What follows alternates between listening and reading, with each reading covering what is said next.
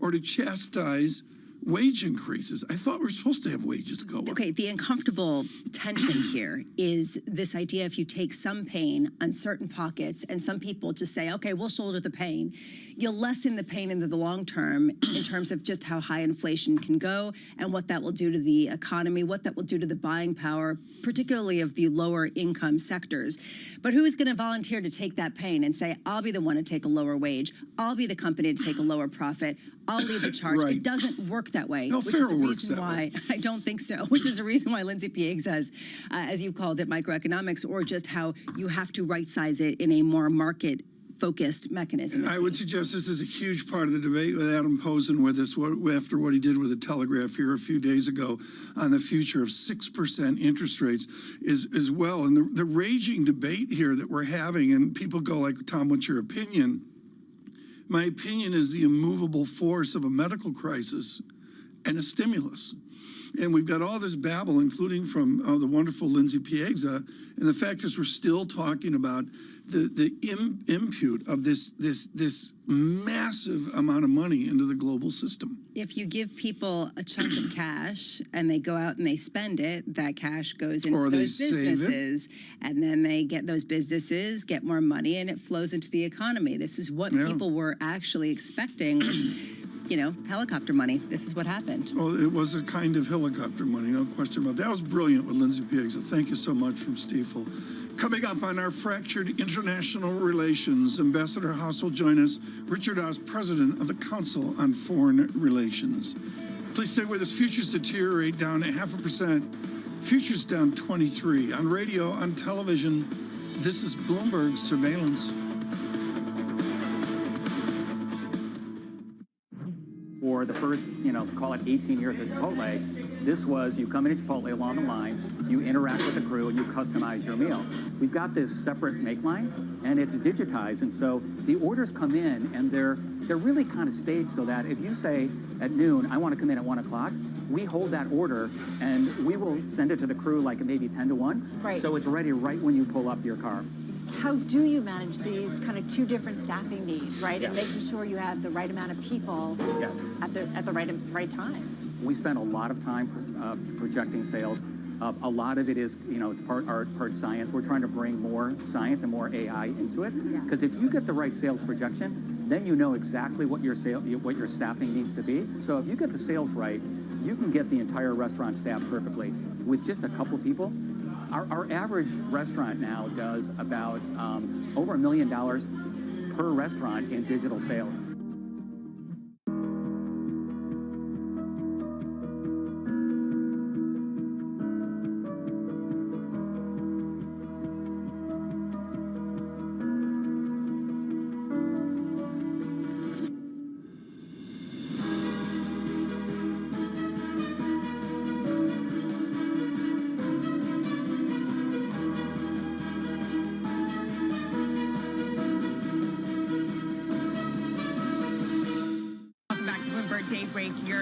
Good morning. This is Bloomberg Surveillance.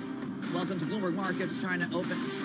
This is Bloomberg Technology. And welcome to Balance of Power. This is Bloomberg.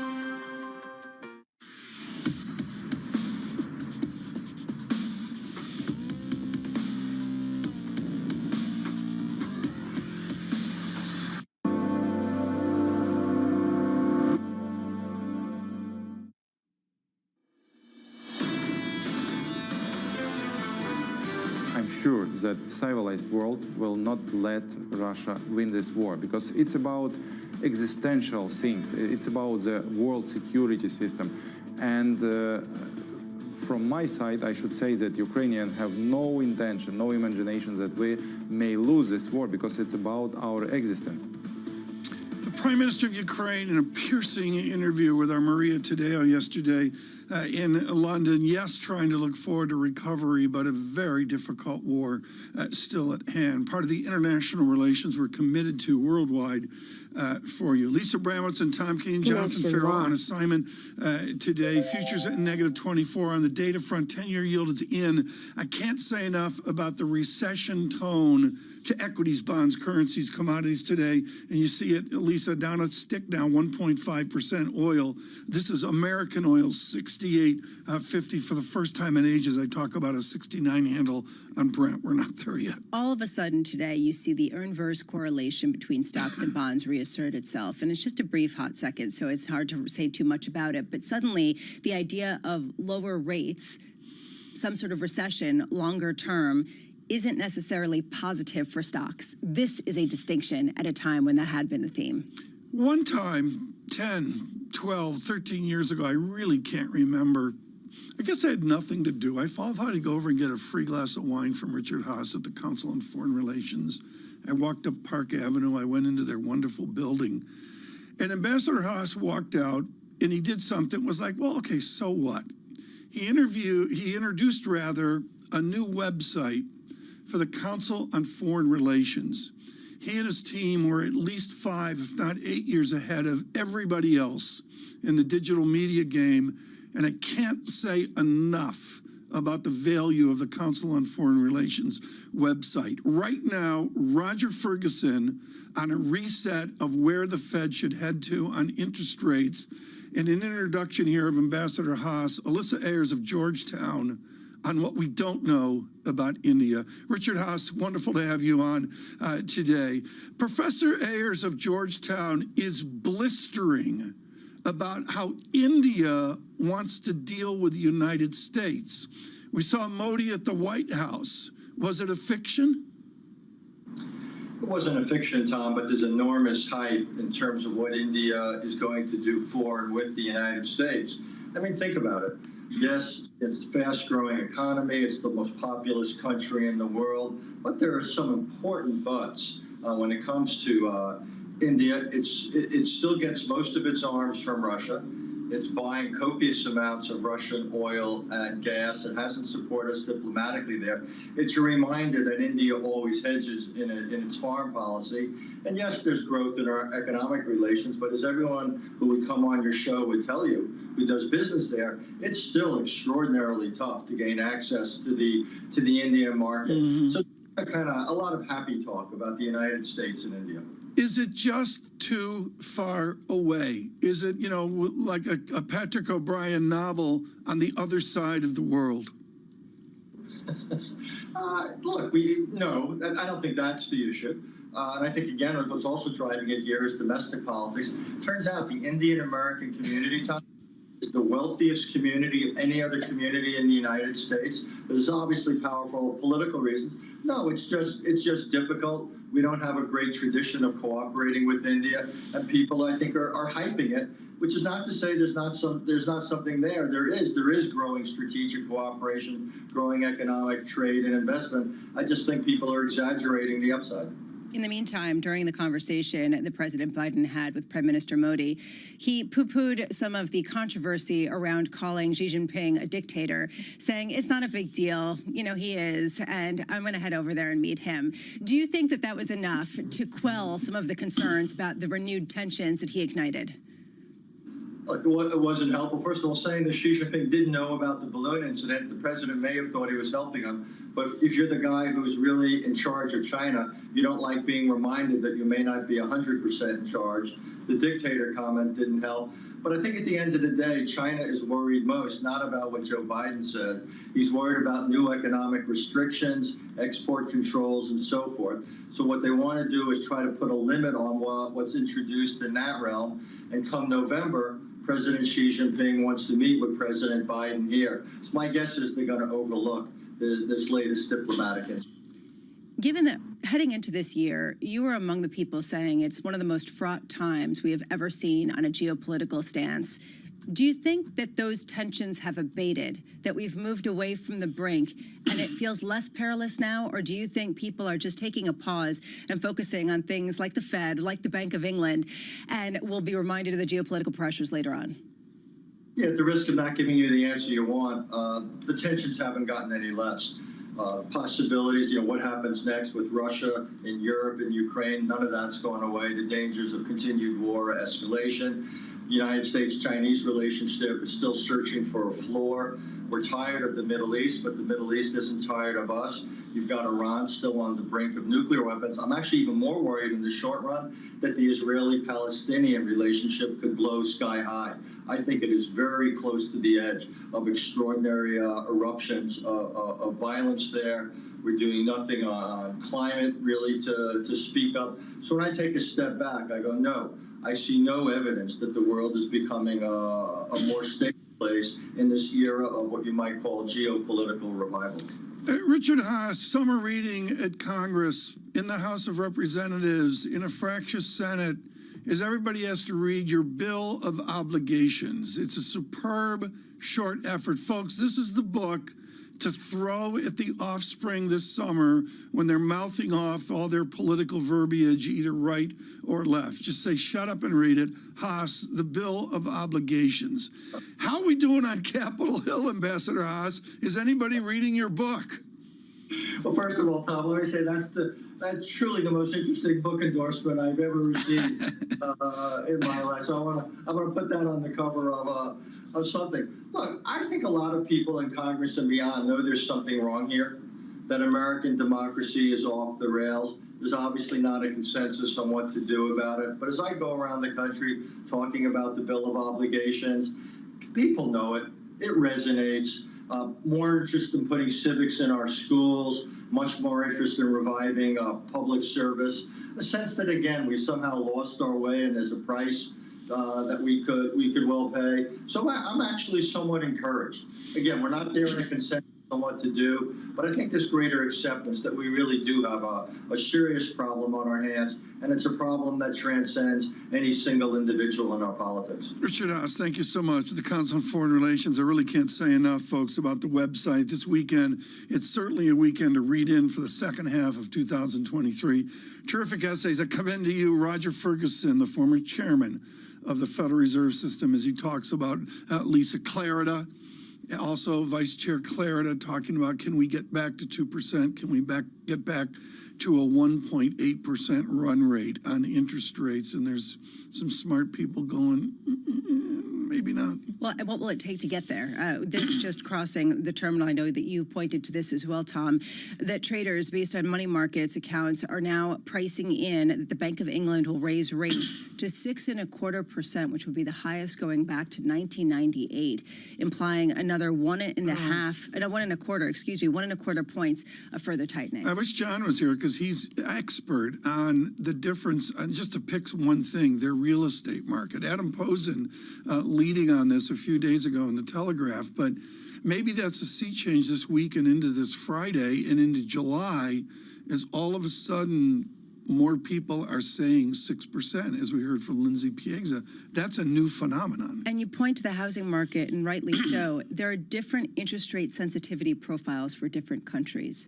In the UK, there aren't the 30-year mortgages that they have in the US to the same degree, where they don't necessarily see some sort of increase, real-time increase in their payments on the heels of this type of rate increase. Yeah, well, it's a huge change there that we saw with a 50 basis point idea yesterday. Lisa, I've got to go to oil now, down $1.68.43. I don't know what the response here from OPEC Plus is, but it's got to be tangible. I mean, they've shown their cards. They've come out and said, where's Will Kennedy? Can we get Will Kennedy on today? Or is he on he's probably work from home or, work from Brighton Beach or I assume it does take time for them to even inquire. I'm just suggesting as much. He's got a huge staff where, you can barely get a hold of the guy. But the answer is, I'm sorry, we got oil moving today as part of the recession indicator. We barely mentioned the 2-10 spread, 102 basis points. On a monthly chart, all you need to say is the word never. We've never been there with a full percentage point difference between the 2-year and the 10-year yield. An extraordinary day. Stay with us. This is Bloomberg Surveillance. Lots happening on Wall Street. There are so many factors at play today. It remains tight in certain parts of the economy. Need to catch up? This is Bloomberg Wall Street Week. I'm David Weston. We've got the information and insight. Crisis is too strong a word, and words like that get used a lot. From businesses most influential and instrumental. America's economy needs a diversity of institutions. That's something that Wall Street pays a lot of attention to. Bloomberg Wall Street Week, live tonight with replays all weekend on Bloomberg Television and Radio. In the middle of a massive exhibition center located on the western suburbs of Shanghai, where the annual car show is taking place. This is the first exhibition after the end of the COVID lockdown. We can feel a lot of excitement on the ground. Electric vehicle is going to be the new theme of the industry. Most of the European companies and Japanese car makers who are considered latecomers to the China EV party are, launching their EV products. They are making their foray, intensifying competition in the market. For example, Volkswagen yesterday debuting their ID.7, which is electric vehicle rivaling the likes of Model 3, which is one of the best-selling products in China. And Mercedes-Benz, they are announcing the launch of their new super luxury model of Maybach, which is going to be a fully fledged electric vehicle priced at $200,000 each. Domestic players are also trying to maintain their lead in the market. BYD, for instance, unveiled its first luxury model called Yang1 yesterday. It's priced at about 1 million yuan. At the same time, it's seeking to gain market share in the mass market as well. Needless to say, attracting all the car makers to the Chinese market is the rosy growth prospect. Demand is surging. By some estimates, EV sales in China are on track to exceed 8 million units this year from more than 5 million last year. The future of the car industry is EV, for sure, no question about it. This is Charlie Zhu, Bloomberg News, reporting from Shanghai Auto Show. Bloomberg UK, your source for news and analysis covering the biggest challenges facing the UK government, economy, financial services and markets. Tax cuts should not be the priority. It's about a credible plan for growth over the next 2-3 years. In this post-Brexit world, how do you see actually servicing your clients? It was disruptive, and it's going to have implications to how capital raising works. Now we're having the perfect storm in the UK. Watch Francine Lacqua Thursdays at 9:30 a.m. only on Bloomberg, your global business authority. Markets count down in Europe from the financial centers of the world. Bloomberg Markets European Close with Guy Johnson in London and Alex Steele in New York. Real-time numbers, real-time analysis. Weekdays. People ask me all the time, what is the key to being a really good investor? And I tell them it's to surround yourself with and work with the best investors you can find. On Bloomberg Wealth, I'm going to take you to meet the greatest investors in the world, the people that I would like to have managing my money. Climate is one thing that connects everybody across the globe. And if we don't do something about it, it brings down the value of all companies.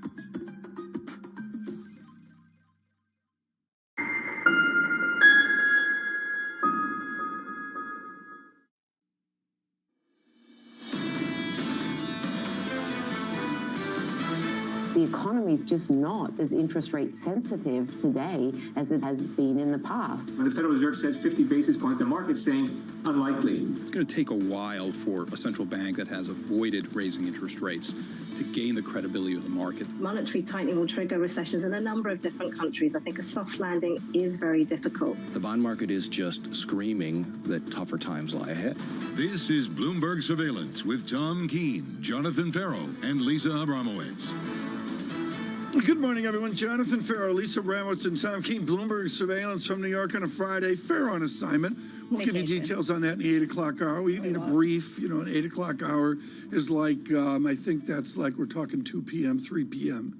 in Europe, and, he'll be, we're going to give a full brief. We'll give a full discussion of the schedule of that as well, as best we can. Anyways, things on a Friday are different. When the central banks change, we change. The one thing that hasn't changed is it's guess the recession Friday. There's no question about it.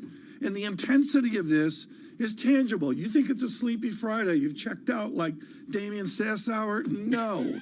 There's a lot going on today, and we're going to bring it to you. Futures negative 23. Lisa, Switzerland, Norway, the huge announcement out of the United Kingdom, truly an uproar about that. And as you correctly stated yesterday, all of a sudden 6% kind of rates are in sight. traders actually gaming out 6.25% rates for the Bank of England as of February, which would be the highest going back to 1998 at a time when economies have been so resilient, the rate hikes already executed. That's the key distinction. There is still the determination in central bankers, as we heard this week, to get inflation lower. Bloomberg Commodity Index hasn't cracked, but certainly oil's given us some tension here. $68.30 on oil. We'll talk about the curve inversion later. But the VIX, 13.37 with a 12 VIX yesterday, just in the last 48 hours, off of the central bank readjust, if you will. There's some serious dislocations within the market into the weekend. Where have we been so far this year? We've been hard landing, we've been wishing soft landing. NVIDIA. Yeah, we've been wishing NVIDIA's been, rallied through the whole thing, and Tesla for that matter. Then all of a sudden it was no landing again. Are we heading back to hard landing? Was this week the week where we shifted narratives? And it's important to say this. You might say it's babble, gobbledygook of economists and analysts and market prognosticators, or me. But it's what drives some of the sentiment around the edges, particularly for investors who decide, maybe let's just cash in some chips. In the last hour, we had Anthony Dwyer publishing at Canaccord Genuity with his caution. Greg Bottle, I thought, was brilliant, with great respect to his derivative abilities. And Greg Bottle made really clear the left tail of the curve is substantial right now. Especially given that you are seeing a softening. The PMIs in Europe, I don't think we can overstate. This idea that in France, for example, we did see services roll beneath the top line, roll beneath the line into contractionary territory. This is a shift. Do we see the same thing in the United States at a time when people are counting on consumers to keep spending our way into something that's soft and nice that gets inflation I had to lower? look at the Red Sox shutout against the Twins yesterday, so I missed the Yellen story. Brief our audience, Lisa, on Chair Yellen. Dare I say more optimistic? The Secretary of Treasury more optimistic than the Governor of the Bank of England?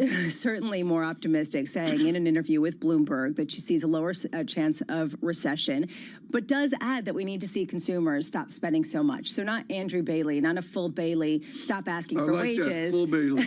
But definitely saying my odds of it, if anything, have gone down, talking of recession, because look at the resilience of the labor market, and inflation is coming down. I'm not going to say it's not a risk because the Fed is tightening policy, but inflation coming down, Tom, is not the same as getting back down to 2%, and we know that last mile, as we keep hearing about, is different. Anybody can say the disinflationary vector's in place.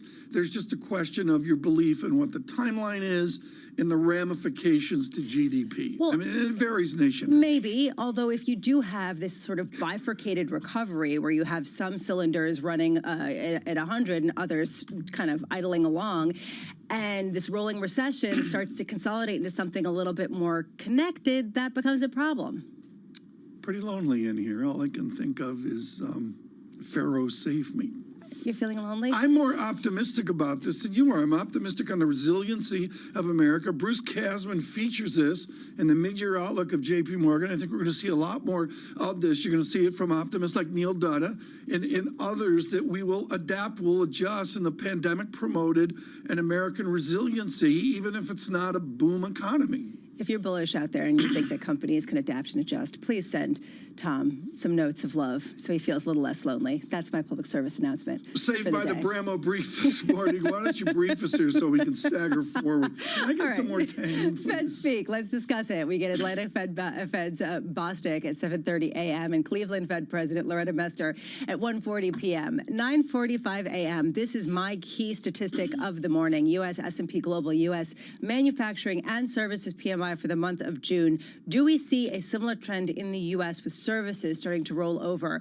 And today and tomorrow, on the politics front, the Republican Faith and Freedom Coalition Conference in Washington begins. It's a two-day affair, and all of the likelies are joining the pageantry of potential nominees, Republican nominees for the president. I'm really glad you chose to do this, because I was not aware how quick the debates are upon us. I'm going to guess August 23rd. It's something in that vicinity, like near Jackson Hole. But it's just not that far away. Bring up the screen again on radio. It's Hollywood Squares. Soupy Sales, I think, is running here. But there's a guy named Trump down in the lower right corner. We all know him. But I'm sorry, there's some unknowns here And you sort of go, okay, why are they running? And it's, this is for our politically, where's Emery Horton? I don't know, but maybe she's also She on takes a more Island vacation tour. days with Pharaoh, and that's saying something. It's also going to be former President Trump and former Vice President Mike Pence, which I imagine might be a little awkward. That'll be something in the hallway, to say the least. We're going to drive forward here in a debate on the market, and as we talk to people really cautious this morning, let's talk to somebody fair and balanced. Linda Dussel, decades of experience with Steve Auth and the team at Federated Hermes. She was lights out last time she was on. Are you guys bulls or bears? I mean, Federated has such a venerated steady as we go. Are you bulls or bears, Linda? Well, it's good morning, and it's hard to say bulls or bears. You're talking about what kind of landing we were having. We've been saying for the past, let's say, 12 months, we'll have a rocky landing, and that does include kind of the rolling recession that you were speaking about earlier on. And so, it would have been a lot rockier in the stock market as we were expecting to maybe even test those lows if we didn't have that AI narrative that went on and then the run up in the big stocks. Because as we all know, underneath the surface, the average stock is only up a couple % year to date. Linda, do you think this is a tipping point in terms of an understanding of how far central bankers are willing to go and what that means for the revenues of a lot of stocks that have done pretty well this year? Well, no, I don't particularly think so. I mean, I realize that they made a big move over in the UK, and thank goodness we're in the US as versus the UK. They have a bigger problem than we do on inflation. We have always said that they will continue to bring inflation down to a level, maybe it's 3 or maybe it's 2. And if we take the Fed at their word for 2%, it's going to be higher for longer. And we have said that at Federated Hermes for a very long time. The question is, will they call victory at 3%? Because if they do, we may get out of this with just the rocky landing. But if they don't, they will tighten into a real recession.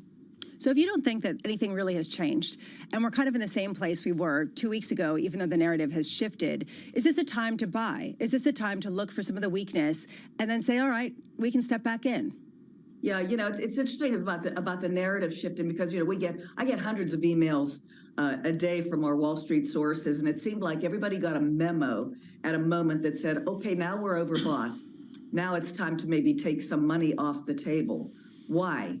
And, the technicians are out there saying maybe 4,200, we test 4,300 anyway on the downside. July anyway is a weak month. You can use all these statistics historically and say fundamentally what's going on in our economy. Fundamentally, actually, the economy is very strong. And what I think people fail to continue to appreciate is still the amount of stimulus, unbelievable outsized stimulus. I just read a statistic that said that liquid assets for consumers are $4.4 trillion greater than what they were at the end of 2019. And we were doing just fine at the end of 2019. I mean, this is really important. And I got 8 ways to go here, Linda, and I'm going to go to what Lawrence McDonald did in a terrific essay this week. He outlined the wall of money in ETFs, mutual funds, and the rest of it that animals like Federated Hermes are dealing with. Is all this market about is just a ginormous first order condition, which is a wall of money trying to find a warm spot? Well, it's very much a huge piece of it. And that wall of money is not just looking for a place to invest. That wall of money is out there spending, and particularly on services. And it will be interesting to see what the PMIs say. But whatever information we've got about confidence, not just consumer confidence, but housing confidence has been very, very strong here lately. Airline information that I just saw this I think the other 2 days ago. Airline information is very strong for this summer. So the recession's too early. Yeah, Linda, I don't want you to talk about a specific portfolio, but if I'm looking at a Federated portfolio, and where in the old days you had 2 or 3 or 4% in Microsoft or Apple, let's say on a prospectus basis, it's elevated up by growth to 8% or 10%.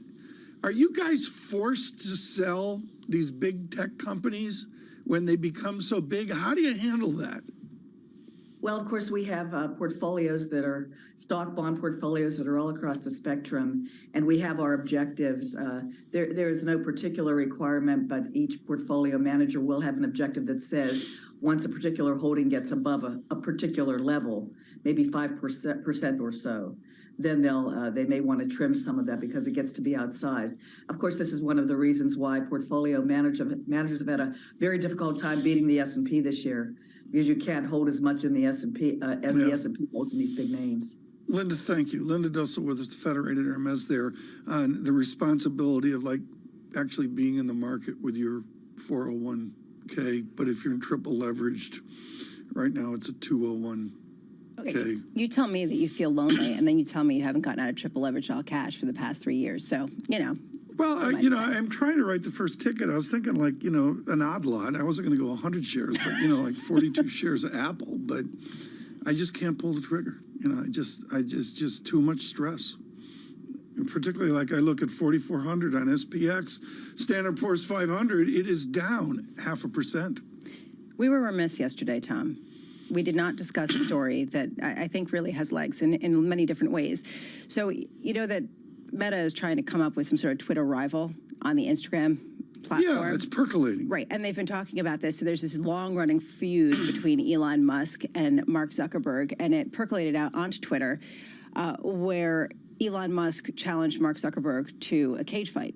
Did you see this? Did Ed Ludlow put you up to this? And this, to me, was fantastic because then, Mark Zuckerberg said, sure, let's go, because he's, training in some sort of jiu-jitsu or judo or something. And all I could say is I really like Musk's response. He said, I have this great move that I call the walrus, where I just lie on top of my opponent and do nothing.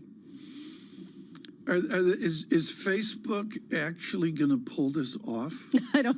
You mean you're talking about the Twitter platform, not necessarily the cage fight, Twitter's right? changed. Twitter, Yes, full disclosure, and I can bore people with the story of how I got involved with Twitter. Nobody needs to hear it right now, but I can state categorically it's changed. There's no question about that. Well, I would agree with that. Nobody cares what my opinion is, but the fact is I can state it's changed. Which is the reason why people are looking for some sort of potential competitor. Just to let you know, from The Independent this morning, our producers point out that Elon Musk and Mark Zuckerberg were, quote, dead serious about the cage fight. That, according to the UFC boss, and they proposed Las Vegas as a potential place, an appropriate place for a cage fight between the two leaders of tech companies that have driven the gains, I should say, for U.S. equity markets so far this year. Well, they have. I mean, they're going to have a cage fight on price to earnings ratio as well. Let me see if I can get that up. Facebook, we're looking at a 23 level, and Tesla, it's not a 23 level. Tesla PE multiple, it's like 50, like way up there, like 70. Stay with us. Too much math. This is Bloomberg Surveillance.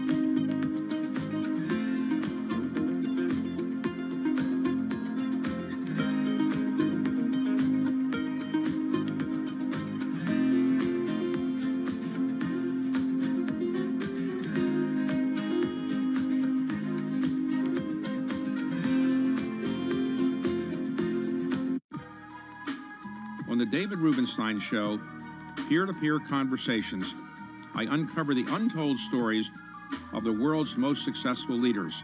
Watch Wednesdays on Bloomberg Television. Welcome to the world of decentralized finance. You can see the massive gains for the OG crypto coin. The breakout we have all perhaps long awaited, finally realized. We'll see if it sticks. Bloomberg's covering all things crypto, the people. There's no question this industry is composed of some bad actors and some good actors. The transactions. Volumes have surpassed $24 billion per day. And the technology. Stop talking about the technology, start demonstrating the utility. Bloomberg Crypto, Tuesdays. This June, in honor of Pride Month and Juneteenth, Bloomberg brings you a special equality series every Thursday in June at 1 p.m. Eastern. Bloomberg Equality, celebrating inclusion this Pride Month.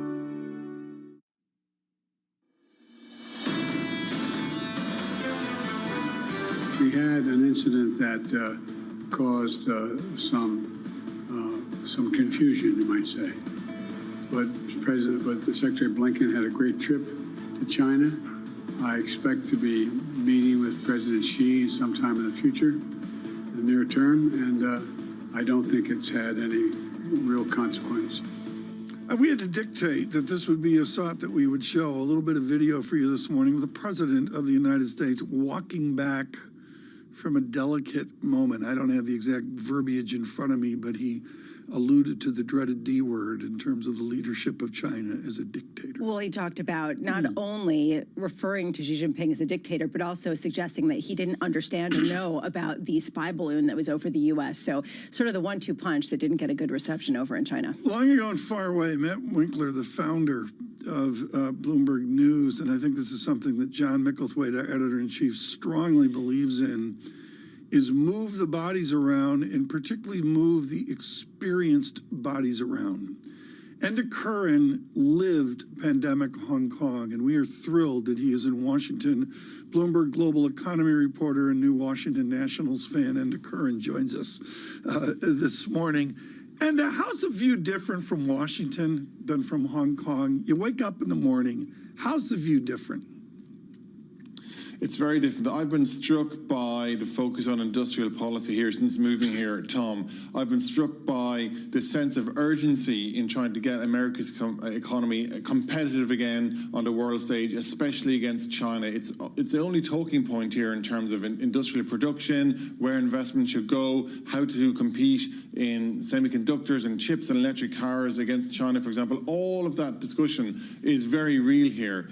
Where I think in China, in that part of the world, there's a sense that they have advanced in so many areas, moved on. But coming over to the US, I realize that there's a sense of catching up because they feel they really need to. Akshat Rathi took yesterday with his team brilliant reporting on Ford Motor Company, and even the Wall Street Journal with an editorial today on this. $9 gajillion of a loan to Ford Motor to compete with China. And to Curran, what will be the response of Beijing to a new American industrial policy? Well, of course, you could argue that the U.S. is now emulating China in some respects. I mean, the U.S. has led subsidization of China has led subsidization of national champions for decades now. That was the whole industrial policy there. Create clusters of industries right around the country, build up expertise and know-how in those industries, and then sell and export to the world. And that's how they managed to get such a good run. They gave up on combustible motor cars. They've had such a good run on electric vehicles and the batteries, of course. So what America is doing in some respects is trying to emulate part of it. And I think that's why it's also causing some tension in the broader Western world, that the US is now adopting this industrial subsidy policy, which many are saying is only going to trigger a global race to the bottom in terms of subsidizing national champions, rather, of course, than embracing open and free trade. So it's a contentious one, but clearly the US feels it has to get competitive again with China in some of these areas. It's ironic, Enda, that you're talking about the US in some ways emulating what China did with an industrial policy at a time when China did this to spur growth, and the US is concerned about too much growth spurring inflation. It seems as if an industrial policy is directly at odds with curbing an inflation in the short run. How are policymakers dealing with that? Do they care? Well, again, Lisa, this goes to the point I was trying to make. There's so much going on in the U.S. economy, like you say. It's not just, of course, the industrial policy. There's also this $1.25 trillion worth of money that's supposed to go into infrastructure around the country, be it clean energy, be it new roadways and all the rest of it. That's also, of course, creating a lot of demand for labour, a lot of demand for construction and demand for materials. So we do have a bit of a push-pull force going on in the U.S. Nonetheless, though, for all of that, right here, right now, when you listen to Jerome Powell this week, he's making the point that the U.S. might just be able to pull off this soft landing. They might just be able to raise rates, cool inflation, without, of course, blowing up the labour market. That seems to be where things are right now, of course. Whether or not they can hold on to that a few months from now, I guess, remains to be seen. How many more workers does the United States need to affect that type of industrial policy? Well, clearly some sectors complain of chronic worker shortages, like in the food industry, for example. Some of those, I spoke to a manufacturer here last week, he was making the point that it's still hard to get staff. But in other parts of the labour market, there is softening. Again, Jerome Powell spoke about that. Recruiting agencies speak about that. There is softening in the margins. Some of those positions, once advertised as vacant, are being taken off the market, no longer considered vacant. And indeed, some companies are finding it slower to find staff in some areas. So I think broadly, Lisa, it's a tight labour market, but the experts are saying there is some softening coming. And the correlation here of all these central bank actions, I mean, clearly the tone of the week is multiple central banks acting. From where you sit with a global mandate, are they correlated or discrete? I think they're just racing to catch up, Tom. I mean, by now, it was expected to be that inflation would be under control, not necessarily back to target, but under control, and these kind of emergency-style jumbo rate hikes would be behind us. Well, look, that's clearly not the case. The Bank of England having to move by 50 basis points with warnings of more to come. Other central banks around Europe doing the same. Australia went on pause, then it had to hike again. Of course, we have the Fed went on pause, talking about maybe it has to hike again later on. I think the point is that the inflation cycle isn't over. This massive global cycle of raising interest rates isn't over, and nobody's quite sure where it's going to end. And that's, I think, the real worrying point right now, Tom. Central banks have to, of course, get inflation under control, but are they going to go too far and push their economies over the edge and create bigger trouble down the road? I feel like we're at a very delicate point right now. And one final observation, and I know it's awful late for you, but the Washington Nationals, they're out on the West Coast with the dreaded San Diego Padres. You got to stay up for that. Padres just shut out the Giants of San Francisco. I'm all in for it, Tom. This is baseball. Washington Nationals, Padres tonight. Enda Curran will be watching. Enda Curran driving all of our economic coverage now from Washington after real public service in Hong Kong. One of the moments for me in the pandemic, Lisa, was Stephen Major of HSBC outlining, and of course, his huge and successful responsibilities on interest rates for HSBC. He moved from London to Hong Kong.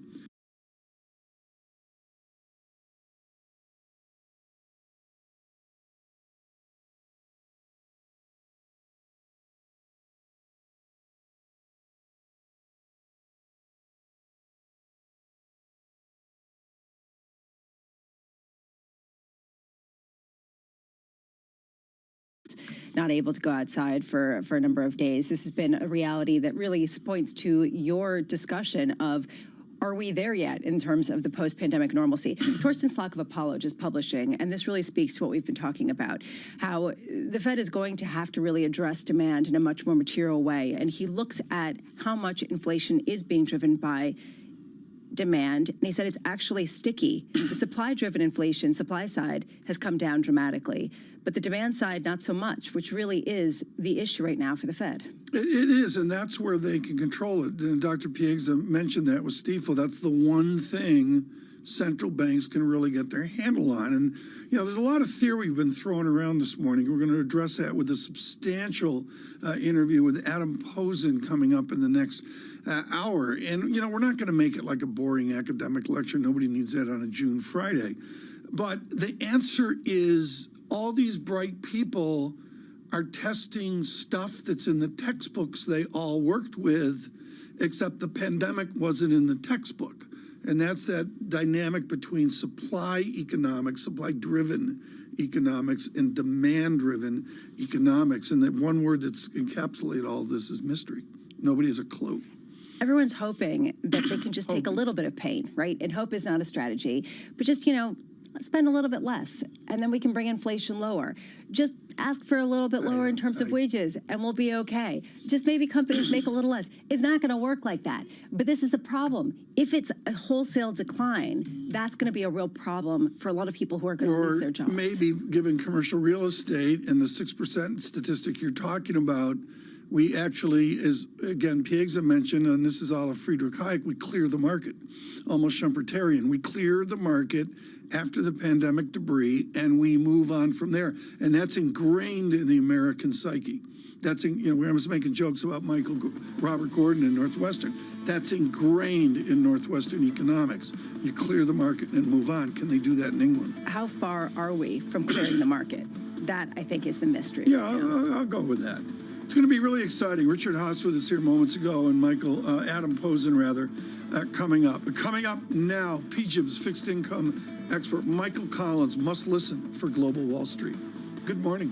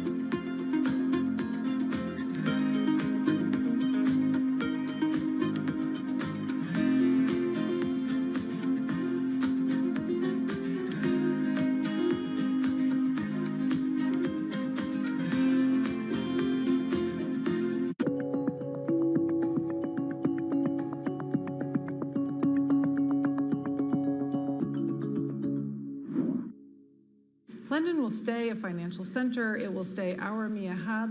We'll just have a rebalancing onto the continent. And actually, the numbers of who has moved across aren't that big. So it's sort of in the 200 level. And if you think about 15,000 people, that's sort of not that material. And so I do think both will basically continue to grow and continue to be very relevant. What will change, though, and the big thing that's changing, is actually the risk-taking is what's going to move. And so we've historically had risk-taking in the UK.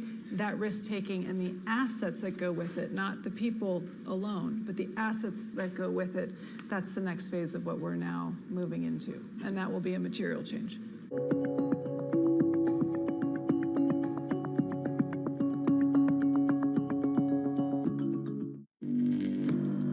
Access the financial world on demand. Hear from leading economists, policymakers, and industry experts via live and on-demand webinars, only from Bloomberg.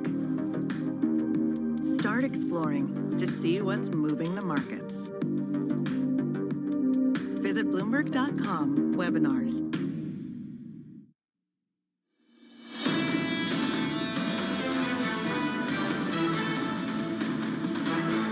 Bloomberg Surveillance. Good morning, everybody. Thrilled you're with us. Jonathan Farrow on assignment. Lisa Abramowitz and Tom Keene here. I'm sitting here on the break, and I'm looking up to see if the Red Sox possibly will win a game before July 1st. 50-50 chance. Bramo is writing the newsletter. The Bloomberg Surveillance newsletter. It's out. It's in English. How long does it take you to write it?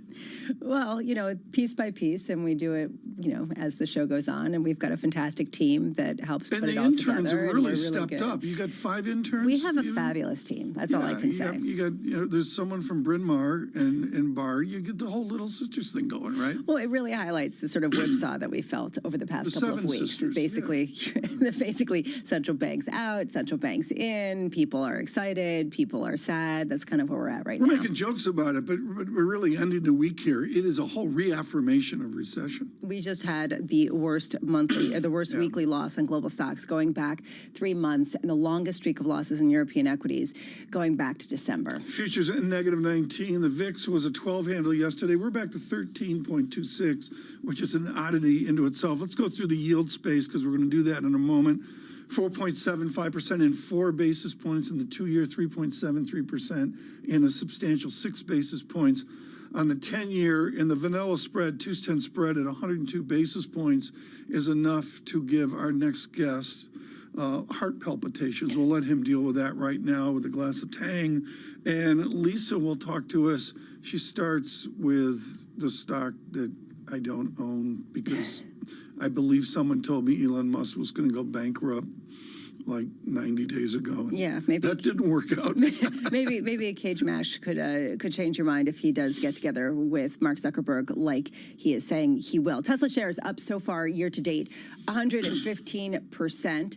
Those shares lower by about 1%, 0.8%, and this comes after being downgraded, this stock, by 3 brokerages this week, including Morgan Stanley, DZ Bank, and Barclays. Hasn't moved too far, too fast. Stop. Is it a sell? Is it a weak hold? This is the game they play. Okay. Is it a sell downgraded from what? A strong buy to a buy? Mild buy. There are neutrals. There are take some profits. It's a game, but we are seeing it playing out at least a little bit in the shares. I will say the big shift for Tesla is it an auto manufacturer? Is it the infrastructure play for electric vehicles and charging stations around the country? I can't cite in front of me, but somebody this week looked at the market share that we would see on Tesla out 5 years, and it craters because there's like 47 people that want their business, right? Well, they want to take their business over, but they also are giving them business. Ford and GM are using their charging stations. Ford, the other auto manufacturer, you talked a lot about them yesterday, about this loan that they're getting from the government to create 3 battery factories. Today, the shares are about 0.4% lower, but the reason why I wanted to talk about them, the Wall Street Journal putting out a story about a new round of layoffs at Ford, with cost cutting still very much a preeminent concern. Yeah, and when we met with John Llewellyn, the CFO of Ford, I thought he was very direct about the psychology has changed at the auto companies. It reminds me sort of the airlines, I'm going to call it 10, 15 years ago, is there going to be a sea change in responsibility of ratios? And it seems to be what we're talking about. The efficiency of artificial intelligence and robot assistants that can possibly reduce the number of staff. And CarMax, on the flip side, people have been talking about how used car prices have been coming in. People have been expecting CarMax to do poorly, and boom. 4.6% gain as their quarterly earnings exceeded all Wall Street estimates. So basically figuring out ways to increase profits even in the midst of perhaps a bit of softness. KMX, they retail automobiles. Richmond, Virginia, 30,000 people. It's a used car dealership operator. Really? I don't know, really. And they're doing well. Well, they were doing well. They went from 40 to 140, then they cratered, and now they're coming back. The story here is that used car prices went bananas. Then they had a reset, and they kind of are in that reset, although some people say they might start to turn around, and they're still managing to earn profits. It's the next Dow component. That's what, I'm sure John would say that as well. CarMax, thank you, Lisa. That was just absolutely brilliant. Futures at -19. We're going to save ourselves with a fixed income market. Michael Collins joins now for a brief. Senior Portfolio Manager at PGIM Fixed Income. Michael, what does this record curve inversion mean to you? How does your world change when you see 2s, 10s, 102 basis points? Yeah, Tom and Lisa, good morning. The dilemma out there, and one of the reasons the markets are so confused and everybody is confused about the economic trajectory, is that the typical models, the traditional leading indicators, like the slope of the yield curve, all of the empirical evidence, the surveys are all pointing to recession, right? Pending recession, doom. The problem is from the bottom up, the fundamental analysts in us, and as you know, PGIM Fixed Income, we pride ourselves on that bottom-up analysis. I always say sometimes the economists tell the analysts what's going to happen But our view is a lot of times the analysts tell the economists what's going to happen. And when you look at the world from the bottom up, and you look at all these companies and all these industries, and you look at the housing market, the auto market, the mortgage market, the banking system, it's hard to find the areas where you're going to see a big collapse in activity, in demand, in lending, and a big surge in default. So we're kind of splitting the difference and just assuming that growth is going to slow. You're going to have a moderation in growth, moderation in inflation, but there's really low risk of a deep recession here. Within that analysis, do you go load the boat on garbage corporate, or dare I say high yield distress, or do you take the middle ground of a quality corporate versus full faith and credit? Yeah, it's the latter, for sure. I mean, what happens at this point in the cycle, Tom, with the Fed and all these other central banks having tightened policies so aggressively, it does start to bite. And it is starting to bite the weakest credits, the weakest people, the weakest governments. And you're seeing the most levered credits, the ones that are exposed to floating rates, whether they're loan issuers or whether they're commercial real estate borrowers, they are starting to get hit, right? So those are the areas of the market you really want to be careful with and avoid. The good news is, as we've talked about with you many times, the higher quality parts of the market are still for sale. They're offering tremendous spreads, tremendous yields to kind of sit up in quality and print, 6-handle coupons while you wait. Michael, I have to be honest. A lot of people have come on this show and they say, you come up with a theory and you hold it for a longer period of time and you try to ignore the noise of all the mood swings. And we come up here and we say, yeah, but our job every day is to gauge the mood swings and figure out how the shifts are happening. Today, there is a material shift after a week of hawkish speak from a lot of central bankers around the world. Does that shift your view at all? The sense that suddenly we're gaming out 6.25% ECB rates, that the Fed possibly is going to go even 2 more times this year? Yeah, I mean, this happens every Fed cycle, Lisa. The markets kind of have these blow-off tops. Maybe we've just seen that. Credit spreads rally. We've just seen that. There's this enthusiasm right at the end of the Fed hiking cycle that, wow, the economy's doing good. And the reason the Fed's able to continue hike and these other central banks are able to continue to hike is because the economy's doing good, and it does well until it doesn't, right? And so we're probably at one of those precipices right now where we're peaking in optimism, peaking in sentiment and growth, and you're going to start seeing this slide. You're going to start seeing those problems emerge, those cracks start to increase. Growth and inflation are going to be lower in 6 and 12 months from now than they are today. But again, the point is it's not going to be one of these, existential credit crises that we've become so accustomed to experiencing. So you wait. You have to be patient. You wait for those cracks, and then you jump in. I mean, look at the regional banks. We've been underweight regional banks. A lot of them just issued the big super regionals, and we covered and went to an overweight, right? Those are the types of things you have to be patient for. This is something we're not used to. It's not 2008. Everyone was looking for a 2008 corollary, but there still will be pain. How do you game out what the right level is? What are you looking for in terms of a sell-off to make, say, high-yield bonds look attractive, some of these other credit instruments that you're staying away from?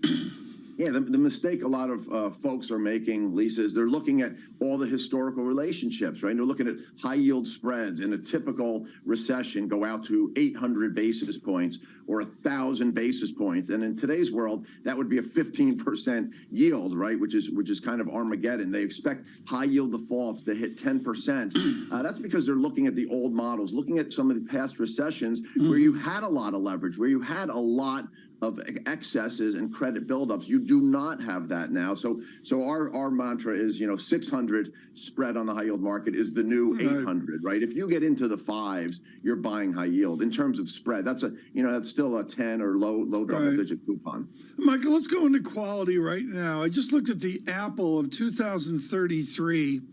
The Apple piece out 10 years is 0.5 percentage point, 59 basis points over treasuries. You can look at this, folks, with the acclaimed YA screen and the DDI screen on the Bloomberg. This is how we invented the company. But the company wasn't invented over Bloomberg surveillance. It was invented over bond analysis, in case there was any confusion there. Michael, is Apple debt full faith and credit? You know, the amount of cash some of those big tech companies have, Tom, is really amazing. And Apple's right at the top of the list. And all these big tech companies, you know, we look at their equities and they're volatile and they're high beta. In fixed income land, a lot of those big, you know, super mega cap tech companies are the AA's and AAA's. You know, they're the old Exxons and banks of yesteryear. They're like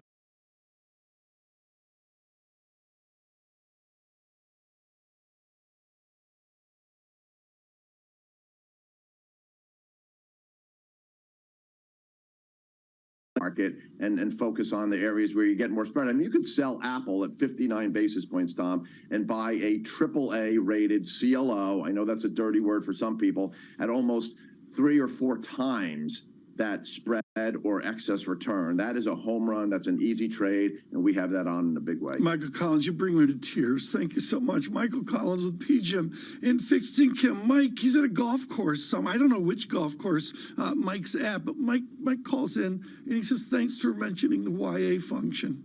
You know, he and I tear up when we talk about the original yield analysis function. We had Monroe Traders, and one day there's this thing on the desk. What is this? It's a Bloomberg, and you could do duration and convexity in no time, like before lunch. Do your kids do that thing when you start crying where they look at you very curiously when you're reading a sort of sensitive story and they just sort of give you this piercing, curious, judgmental look? Yeah, it's like well, judgmental. That's a Filipino joke. Good morning. If you're just joining us now, the S&P lower by about 0.5% after we have seen a soggy week. One of the more notable shifts in tone so far. There was a story that caught my attention, Tom. I really do think this is fascinating. We were talking about Argentina. We were talking about some of the developing world and the depreciation there. And there's a story that dollars are so scarce right now in Argentina that some companies are turning to the Chinese yuan. Yes. That's what they can get their hands on. China has ambitions to broaden its currency in international trade, and this is an opportunity for them to do so. It's a huge deal, and it was exceptionally sensitive with conversations on air and off air in our recent visit to Georgiev's International Monetary Fund. To frame this out, folks, and it's different than Turkey, they're all different. $1 rather, is worth 252 pesos. A cup of coffee ago, like 2 years ago, it was 100. The depreciation is permanent and steady. But far more, and Bloomberg has this functionality, the blue dollar, the black market, is a double, 510 pesos, and that is truly a moonshot. On a log basis, the private market is deteriorating worse than the public peso market. Does that function make you tear up as well? It doesn't make me tear up like the YA function as well, but it underscores, as Damian Sassauer would say, the country-by-country fragility here that these institutions are dealing with, not just the IMF. And how some nations are trying to exploit this to try to broaden their influence. This is something we keep seeing.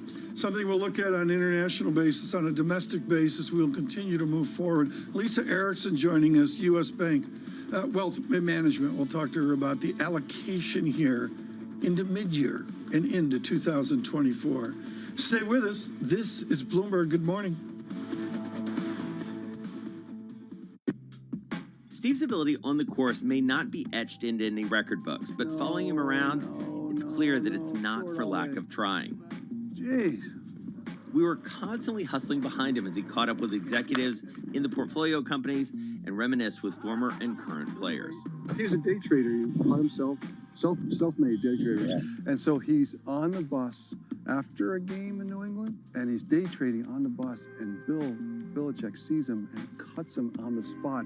You know, in many ways, it's a convention, right, of the people that I don't see maybe once a year. And so it's kind of all come together. My firm, our charity, our fundraising efforts, and then the friends that are around. My dad and my brother, it all happens right there as a confluence of all these parts of my life that have found its common center.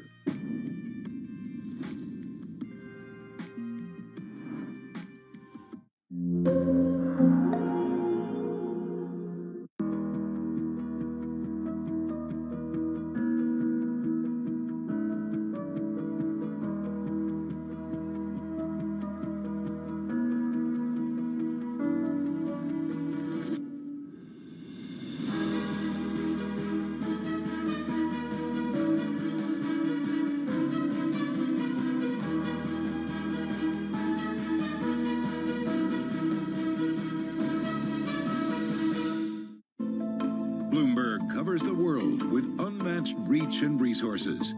From more than 120 countries, the moment news breaks, 24 hours a day. Bloomberg, your global business authority. Why do the biggest names in business choose Bloomberg? That is a great question. It's a great question. Great question. Great question. That's a question I get all night. Bloomberg, top experts, great questions.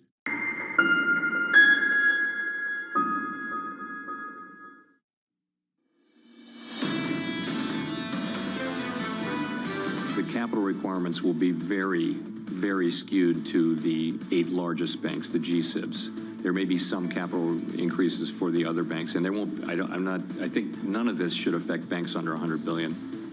Chairman Powell, before the Senate, not the House, which means before Warren and Company, a little bit testy there about, what are we going to do to not repeat the silliness that we saw before? I have an opinion, but I'm not going to give it. But I have an opinion. I'm not going to give it. Well, I will say that this is interesting to hear about these comments ahead of next week's stress test results. The Fed's going to come out with those. Do we get a sense of just the fragilities, how much they've been eradicated from the banking system versus persisting into a second quarter of greater malaise if the mood of this week Is the stress test going to talk about marketing plans where you give billionaires 1% mortgages to bring in a gazillion dollars to sit on your balance sheet? I'm guessing not. I'm guessing not either. I'm guessing that will not be part of it. Should it be? I guess that could be part of the discussion that we have in the ether. That would be in the ether and forward as well. Futures at negative 21. There's a deterioration of the tape, and can I say, Lisa, 3 days in a row? Yeah, we've seen that. And this is, yesterday there was a bit of a positive pop by the end of the day, particularly on the NASDAQ. The VIX is back up to 18, almost to 20. Not. So you did see a bit of a reprisal in valuation yesterday. Today, it feels different just because of the gloom, really led by Europe overnight with those PMIs coming in much weaker than expected. I agree. This is an international show today. We're going to have Adam Posen on with us here in the next hour for a substantial time. Lots to talk about with him. I'm not going to make it a theory exercise, but we could do that if we chose. But just tons to discuss here for it. And we're going to take a look at American real estate in the next hour as well. Right now, and this is a really, really important interview because financial media, and I'm as guilty of this as anyone, we love to talk about bulls and bears and the separation and all that. Lisa Erickson, Senior Vice President and Head of Public Markets Group at U.S. Bank Wealth, has written the single most balanced research note I have seen in months and quarters. And I congratulate her on that because the hardest thing to do in this business is the boredom of balanced. It's just not what people want to talk about. They want an opinion. They want an angle. Lisa, thank you so much for your courage to be balanced. How lonely do you feel being balanced in equities and bonds? Well, Tom, thank you for your kind words. And you're right. It can't be a lonely position to be balanced. We call it neutral, but we think it's the right position. And so that's why we're really standing there. And essentially, really, as you point out, we see the risk and rewards as really being on an even scale right now. So our best advice to clients really is to have a neutral weighting to whatever you would typically have long term in both equities and fixed income. If you are balanced in equities, how do 27 stocks that are the market right now, how can you be balanced if the Standard & Poor's 500 is so imbalanced? To your point, the rally this year has been a little bit lopsided, and that has given some concerns as to whether it really is a durable bull market. But the encouraging thing is, as we look underneath at the technicals, what we've seen really in recent periods, and I know Tom, you and Lisa have covered this as well, is the fact that the rally is broadening to some degree. Now, we've seen some of those cyclicals and small cap pull back in the last few days, but that broadening has given some encouragement to us. And also on the positive side of the ledger, we are seeing some green shoots in economic activity. So while overall macro activity is slowing, what we're seeing is when we look at the trend, which is more recent ticks on the data relative to the 12-month average, we are seeing less worse performance. somebody will be listening to this and throwing something at the screen and saying, did you not pay attention to all the central bankers that are determined to kill that positive momentum? That's going to change the game. Does it for you? That is really one of the big risk factors on the negative side of the ledger. And central banks certainly have come out in force both this week and last week to really talk about the fact that inflation remains in their sights and they need to continue to be strong in terms of targeting those price pressures to come down. So that is a concern, both because we're not clearly at the end of the tightening cycle and because, as they've well pointed out, those central banks, there's a lagged and variable effect of the past increases on future economic activity. Tom asked that great question about what balance means at a time when the S&P and the NASDAQ are anything but balanced with respect to the leadership. What does it mean for fixed income at a time when the balance has shifted in terms of risks on the long end versus the short end? So right now we are allocating, again, a standard position that clients would have within fixed income. And in terms of positioning in terms of the maturity spectrum, we are actually advocating that clients continue to think about moving more to a neutral position to the benchmark. So rather than loading up on the short end, where admittedly those yields are very attractive, also thinking about the forward moves. And while, again, central banks are very hawkish, we have come a long way in the past year. And so they're closer to a potential pause. And or pivot. And so, again, moving closer to the benchmark and being closer in maturity to the benchmark really makes sense. What do you do in equities, though? I mean, you know, to show my age, do you just buy the Wilshire 5000? How do you allocate balanced across small, mid-cap, large cap, across growth, across value, and even a factor like international investment? So right now, again, we would advocate being, again, closer to that balanced or neutral position across both cap spectrums as well as U.S. compared to international stocks. And really, again, the reason why is when you look across the globe, you have pretty similar forces that we've just been discussing here in the U.S. across those different cap tiers as well as in terms of internationally.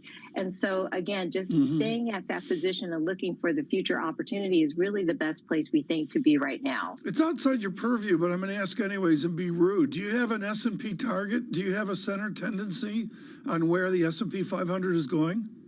We do. So we do expect the S&P to continue to move up this year on the back of increased earnings and hopefully stable valuations. But again, really, as we look at those second quarter earnings reports and the possibility of rebound in the second half of 23, we'll continue to revise those estimates. But again, when we look at what's been going on in terms of the first half of the year, it's really been encouraging. Both consumers and companies have been more resilient than really the consensus expected. Lisa Erickson, this is a high point. Thank you so much. Lisa Erickson, U.S. Bank Wealth Management today. How strange was that, Lisa? That's the most center tendency conversation I think I've had in 18 months. It builds on what we heard from Michael Collins, which I find interesting, because he was saying that even if there is some sort of downturn, it's not going to be 2008. There still is resilience, and you can still think about going in and buying because of that consumer spending. If that's the case, then the concept of fair value, the concept of balance, the concept of how you shift at a time when people are looking for that big 2008-like call. The heart of the matter here, I'm going to support Gina Martin Adams here, the great equity strategist and operator for Bloomberg Intelligence. And what we heard from Ms. Erickson there, folks, is, and I'm not going to tell you what to do here. It's not my job. But you got to decide, are you a market timer in some way, whether market timing 3 years or 3 minutes, or are you just going to participate in the game, moving the chess pieces around a little bit? And I think about where we are, June 30 coming up. How many people have missed what I'm calling the Ancampora-Yardeni rally? Maybe I ought to call it the Erickson rally. I mean, how many people have missed this move because they weren't in the game? And how many may have missed it because it may have already peaked. This from Michael Hartnett of Bank of America, which I find interesting. He was watching and says Lisa Erickson and he said way too positive. He's saying that there are early signs of investors fleeing from tech stocks after what he called was a 1999-like rally formed after it formed a, quote, baby bubble. Basically, the technology sector saw $2 billion of outflows, the largest in 10 weeks. in the 5 trading days through June 21st. So there is that other side of the equation where people are basically saying, okay, maybe it's run a little too far too fast, while the rest of us think maybe we missed it. Apple's absolutely cratered. I think it hit a record high yesterday. I'm not sure. I got a close of 187 on Apple. It's down a little bit. It's down 22 cents, but I don't know. I mean, it's the number of opinions we're getting. My head truly, folks, yesterday was spinning. There was so much going on. The narratives aren't even linear. People aren't even discussing on the same planes, which is the reason why it's hard to get your head around it. We're going to keep driving the conversation forward. We're already working on next week's work, the dash into June 30 and the move to the third quarter of 2023. On the litmus paper of the system on foreign exchange, Mark McCormick, TD Securities, Adam Posen in the next hour.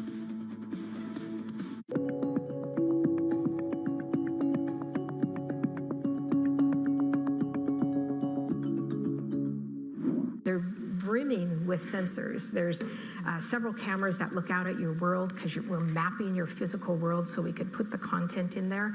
There's several cameras looking at your eyes so we know where you're looking in your physical world.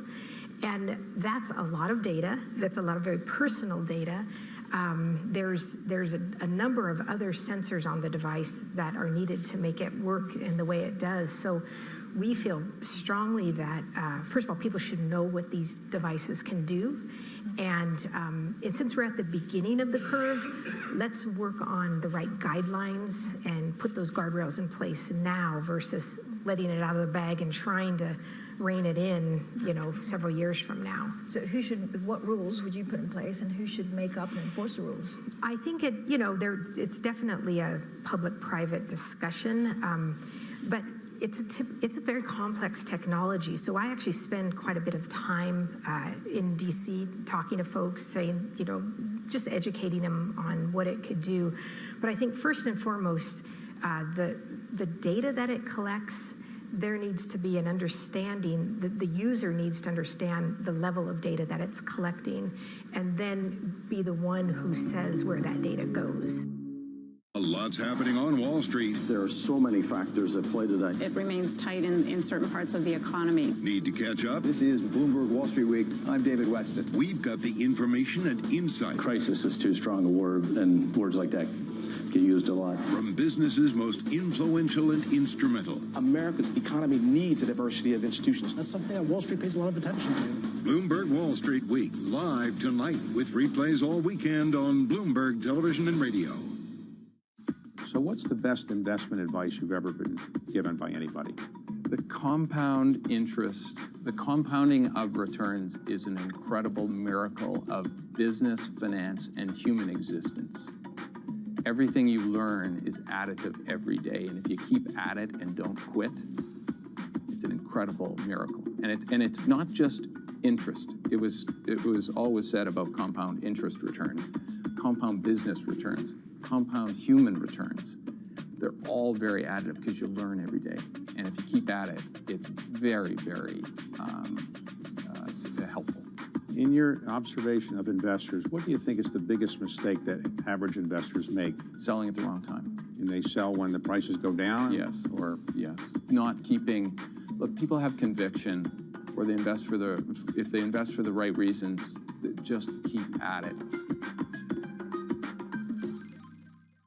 Bloomberg UK, your source for news and analysis covering the biggest challenges facing the UK government, economy, financial services, and markets. Tax cuts should not be the priority. It's about a credible plan for growth over the next 2-3 years. In this post-Brexit world, how do you see actually servicing your clients? It was disruptive, and it's going to have implications to how capital raising works. Now we're having the perfect storm in the UK. Watch Francine Lacqua Thursdays at 9:30 a.m. only on Bloomberg, your global business authority.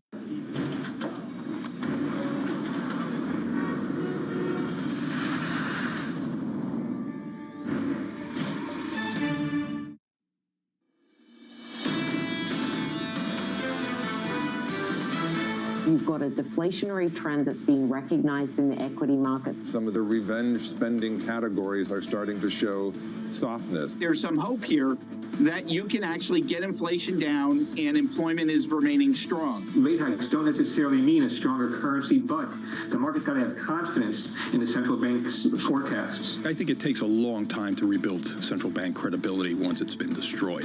This is Bloomberg Surveillance with Tom Keene, Jonathan Farrow, and Lisa Abramowitz. The euphoria fades. Good morning. Welcome back. This is Bloomberg Surveillance on television, on radio. Tom Keene, Jonathan Farrow, and Lisa Abramowitz. John Farrow is on vacation today, and he will be next week as well, and then he'll be returning to us. Not on assignment, I will just say. Quiet, huh? I will say I also. didn't know he was on vacation. It's the first I've heard about this. So euphoria really on seems to be fading away, and there seems to be a marked shift in tone today. He's really on vacation? Yes, he is. So how un-American. Anyways, we hope he's having a good time. Which island's he on this week? He'll tell us all about it. I mispronounced the one yesterday, Ischia. I had no idea. It's near Naples. Let's restart this program. It's off from Naples. The euphoria has seemed to have shifted in markets, and we seem to have a very different tone right now with respect to people gaming out recession once again. Central banks very much in the forefront as we look out at potential much higher rates than we previously expected. You're dead on. We're making jokes about this, and Mr. Farrow, we hope, is having a good time on assignment. But this is serious this morning, and folks, into the weekend, into the end of the year, we are on the recession watch. I called it Guess the Recession, and in this hour to lead with Mark McCormick of TD Securities on the litmus paper of the system, and then to go to Dr. Posen for a lengthy two-part interview sets us up to go, where are we now off of what Governor Bailey wrought? The big question to me is how much do central bankers have to curtail the demand? And the demand side of the equation, the key one that Apollo's Torsten Slok picked up on, people are still spending. The stimulus that you talked about, the long and variable lags of that still are percolating through the economy. How much do we end up with central banks having to curtail it much further than they thought in order to really end the cycle of money coursing through the system? I think what you're going to see in the next couple of days is very careful country-to-country analysis, Lisa, of how people are different. The United States can't be compared to these other countries. I mean, I looked at, of all things, I had no idea Bloomberg, folks, actually has Norwegian salmon prices, and it's a hockey stick. It's like here, and a year and a half ago, it is an inflationary moonshot for Norway. That's a big deal over there versus this ginormous United States economy. I don't think they're even apples to oranges. I'm laughing because it seems like Tom Keene just discovered lox and bagels and lox for the first time and how much the prices there have increased. I am looking, though, at the amount that food prices have come down. You have these sort of bifurcated polls where some people say inflation will come down significantly. I think you're right. You're dead on about Adam Posen being an important conversation. When do we shift to we're targeting a 3% inflation rate, maybe 2.5%? Maybe central banks don't need to get back down to that 2% and inflict the pain that would be required to do so. We're talking about the glide path down to where Clarida is, or Roger Ferguson writing in a Council on Foreign Relations. But I believe Dr. Posen and others are saying we're not heading down right now. We're heading up to some form of new higher interest rate regimes. And what's the ramifications for our listeners and our viewers in equities, bonds, currencies, and commodities? That's all there is to it. Meanwhile, the pain trade had been up for equities, for everything else, frankly. And right now, we seem to be reversing a lot of what the pain trade was doing. Not with respect to necessarily a wholesale, eradication of gains, but the dollar in particular, I keep keying in on, a market move versus the euro. At one point, the most going back to March. I'm banging the keyboard here, folks. I'm bringing up the 5. Yes, Apple hit a record high yesterday. It's a terrible pullback. Okay. Okay. Why don't you bring in Mr. McCormick and save us? Mark McCormick joining us now. Mark McCormick, Global Head of FX and EM Strategy at TD Securities. Mark, I'd love to get your sense on the pain trades around the world right now, in particular with the dollar stronger. Yeah, I think all the stuff you're talking about, too, is quite fascinating on the disinflation, what's driving it, what's driving markets overall. I think the pain trade in FX, the thing that people are so focused on is really the carry trade. It's one of the most interesting things if you compare the carry trade G10EM relative to the total return of the dollar. It's the best performing strategy. The one thing that we kind of keep seeing across the factors and the quantitative tools that we track is there's no consistent driver in FX this year. Last year, we had very high Sharpe ratios trading a couple factors. This year, we're all over the place again. And I think a lot of it has to go what you were mentioning in the beginning. We do not have the same global inflation impulse across every country that we had last year. Very simple way of saying this is the single factor that drove inflation last year was international. This year, it's moving back to domestic drivers. And so that's a perfect point when you look at the RBA, the Bank of England, the Norges Bank, the SMB, the Fed. They're not dealing with the same inflation anymore. So a lot of this is, again, the markets are very confused. But the thing that matters the most is there's a wide divergence between rates in G10, growth in G10 relative to emerging markets where the lower beta trade is still in EM, especially for FX. So that's where everyone's focused. It does seem as though there has been a shift over the past week having to do with Europe, and it's been happening steadily over the past few weeks, but perhaps crystallized in this morning's PMIs. Just now hearing from UK Chancellor of the Exchequer over in the United Kingdom, Jeremy Hunt, saying that inflation is the top priority. They're looking to raise rates substantially higher. The pound is weaker. Europe also facing inflation higher, but growth lower. The euro weaker. Is this a theme you could hang on to? Again, I think it's going to be very tricky because there's going to be countries, and we're kind of going back to the analysis we had earlier in the year, which is the housing market. So like a lot of people in FX, and again, I think this is a lot of the confusion in FX. There's a knee jerk, which was last year, inflation's higher, I got to buy the currency because the central bank's going to move. And that, again, played very well, and it had very high Sharpe ratios. This year, it's getting very different because what matters, if you even look at the dollar has equal sensitivity to growth factors, inflation factors, and this happens down underneath the surface of the dollar. So if you think about Norway and Sweden, yeah, it's great that inflation is rising and the central banks have to tighten rates. But what we've seen is Norway is trading at a massive discount. So there's more upside for NOK because it's been trading at a discount. You go to sterling, sterling is overbought. Our model showed that it's expensive. It's been one of the best interesting surprises this year is growth revisions in the UK has been better than everyone else. So our growth model's been buying sterling, even though there's a stagflation narrative. But we're getting to the point where rates can be very prohibitive for growth given the pass-through into the housing market in the UK. So I think we're now at the cusp here. If rates go higher, market's talking about 6%, that's not good for sterling. Mark McCormick, John from Ischia emails in and says, this is wonderful. What's your target on sterling? What is your target on sterling then? So right now, we like it a little bit higher over the months ahead. Say 130 is our target, largely because the disinflationary forces that we see coming through the U.S. are more powerful, and we think the Fed's done. We think macro volatility is going to stabilize. We think the global economy is still late cycle, not recession. And that basically benefits a rotation of capital outside the U.S. So I would say we like sterling lower relative to other currencies. But again, it gets the boost from a weaker dollar largely because we see the U.S. inflation impulse being much weaker. We don't see the Fed hiking again.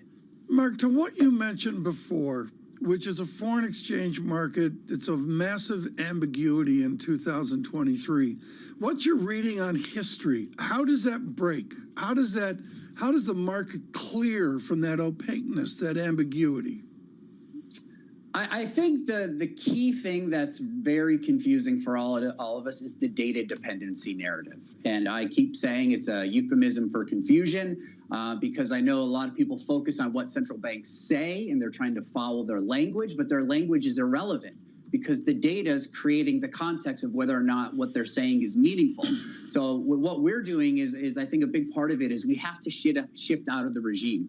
And I think, again, the most important thing that we've had for the last couple of years is the consistent focus on inflation. So if we know if inflation is kind of depressing, and in our models, we show inflation surprises, inflation data strength, and other general inflation indicators that we track from consensus as well, we are in a very disinflationary environment when we look at it globally. So I think what we need to see to kind of move into one phase or the next is really whether or not the global economy moves into a recession, and we get the rate cuts, or whether or not we're kind of in a softish landing, which is we still get rate cuts, but we're going from restrictive back to neutral. So I think that's going to be kind of the pivot point for us. And I think, again, it comes in the second half of the year because we see the U.S. economy slowing pretty significantly. We also see disinflationary forces moving very aggressively in the U.S. So I think that's the pivot point that we'll get later in this year that says, yes, we're out of this high inflation environment, but yet we are either in a soft landing or a recession, which is we're not sure which regime we're in yet. Given this confusion, Mark, what's your highest conviction right now?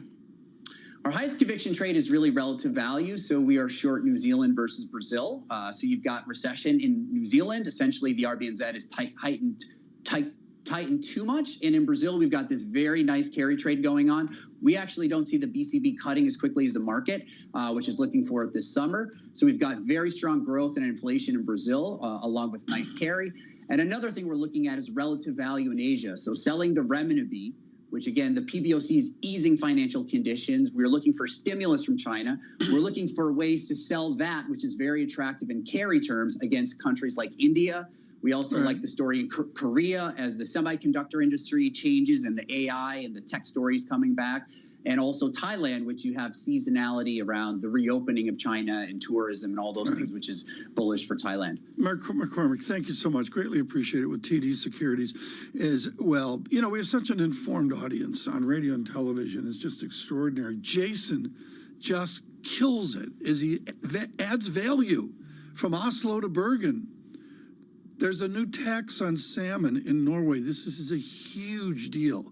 It split the country in two, and it's a substantial tax on what they call aquaculture, of this ginormous business in Norway. And he says you just can't look at the salmon inflation there as a discrete idea. I didn't know that. That it was because of the taxes. I wonder what happened to all those taxes in the U.S. that were placed on certain imports. And they're sort of still there. They sort of like disappeared. Ask Chrystia Friedland of Canada. She'll tell you. Thank you, Jason. Thank you for listening. And he's got a PhD in fish from, I think, University of Maine. The percentage move, Standard & Poor's 500, it is a negative 0.6%. So here's the thing. Right now, we've been talking all day. Does the Fed matter? Does the Fed not matter? And we heard there from Mark McCormick, not so much. Look at the data. What data, right? Because you can paint whatever picture still that you want, depending on what you look at. I think it's pandemic. I'm going to go back to first principles here. It's an original set of beliefs, the theories, and this leads up to our conversation with Adam Posen. The theories that we construct our belief sets, from the most sophisticated like Dr. Posen to the most unsophisticated like me, the answer is our theories are tested right now. There was a former White House economist, Aaron Sojourner, who put out this new ratio that suggests that actually the clout of workers versus the company has come in dramatically, and that this is actually a positive sign for the Fed, that you're actually seeing less leverage by workers. What he does is he compares the level of quits to layoffs, and it has gone back about 2/3 of the rise, retraced about 2/3 of the rise in 2021 and into 2022 so far this year. So you are seeing micro shifts under the surface that hint at possibly something that could be sort of the soft landing kind of narrative that Jenny Yellen is leaning into. Very Chicago analysis there. I mean, the microeconomic foundations here of what we're talking about, and including with labor share, is labor flat on their back for 15 years, and the pandemic gave them some strength. That's really what happened. I would just offer up and suggest that these are the dynamics that might make a more significant difference than Andrew Bailey saying, just don't ask for as much, and then you just, we can kill the problem. Yeah, I got up at midnight to read in on Adam Posen. I'm so intimidated. I mean, he's going to give us a lecture here on what's going on. For Global Wall Street, all I can say is stay with us. For the next half hour, we will give you Adam Posen, the Peterson Institute, of course, a former member of the Bank of England. Good morning.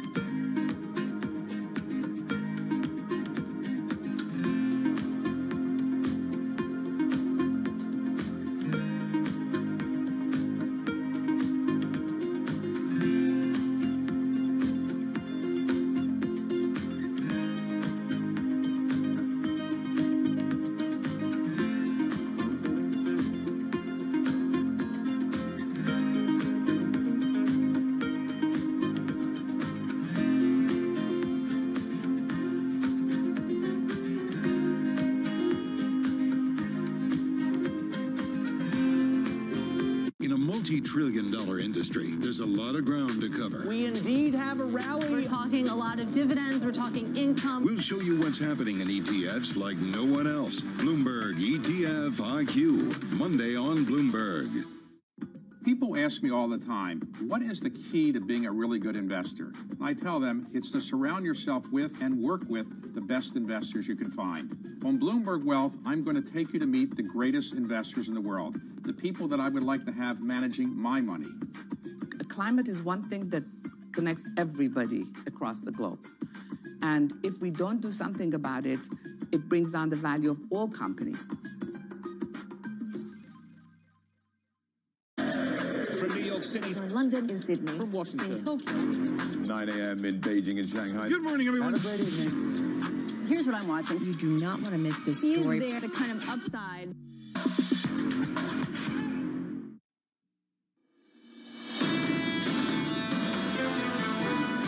We've got to get, and we will get, inflation back to its target. To do that, we cannot continue to have the current level of wage increases, and we can't have companies seeking to rebuild profit margins, which means prices continue to go up at their current rates.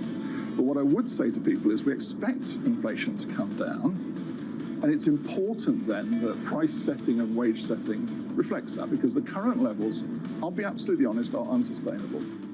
The governor of the Bank of England, off of the shock of 25 basis points, no, a half a percentage point increase in England, and it's a different England, a different Great Britain than it is in the United States, and that's been one of the shocks of the week.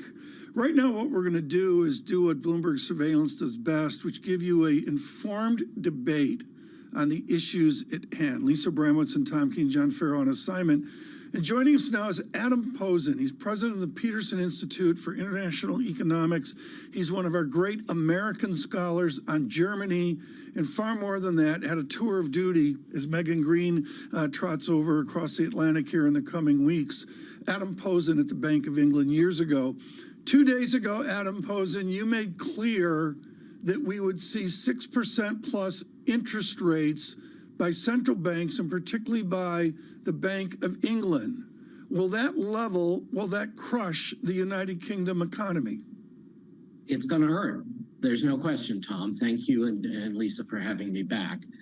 The issue is that from the start of this inflationary period in the UK, along with the Euro area, the Bank of England MPC majority, the governor, have kept talking as though they weren't going to have to raise rates that much. Even though they kept raising them, they kept talking as though they didn't need to go much further. They probably wouldn't need to go much further. Whereas from the start, you had a UK from 2021 onwards that had the worst aspects of US labor markets made worse by Brexit, and EU Euro area exposure to energy shocks from Russia, had them both and have less credibility post-Brexit and post all the political shenanigans of 5 prime ministers in 7 years. So ultimately, it never made any sense that the UK was going to end up with a lower terminal rate for its central bank tightening than the Fed or the ECB. This is important, folks. I'm going to get the theory out of the way here. There's a blistering essay this morning in the Telegraph from Ambrose Evans Pritchard, hugely controversial. But within it, Dr. Posen, he alludes to Emery Lakatos' idea a half a century ago of a research program of where you get a set of beliefs going, and boy, you're going to stick with your research program, right or wrong.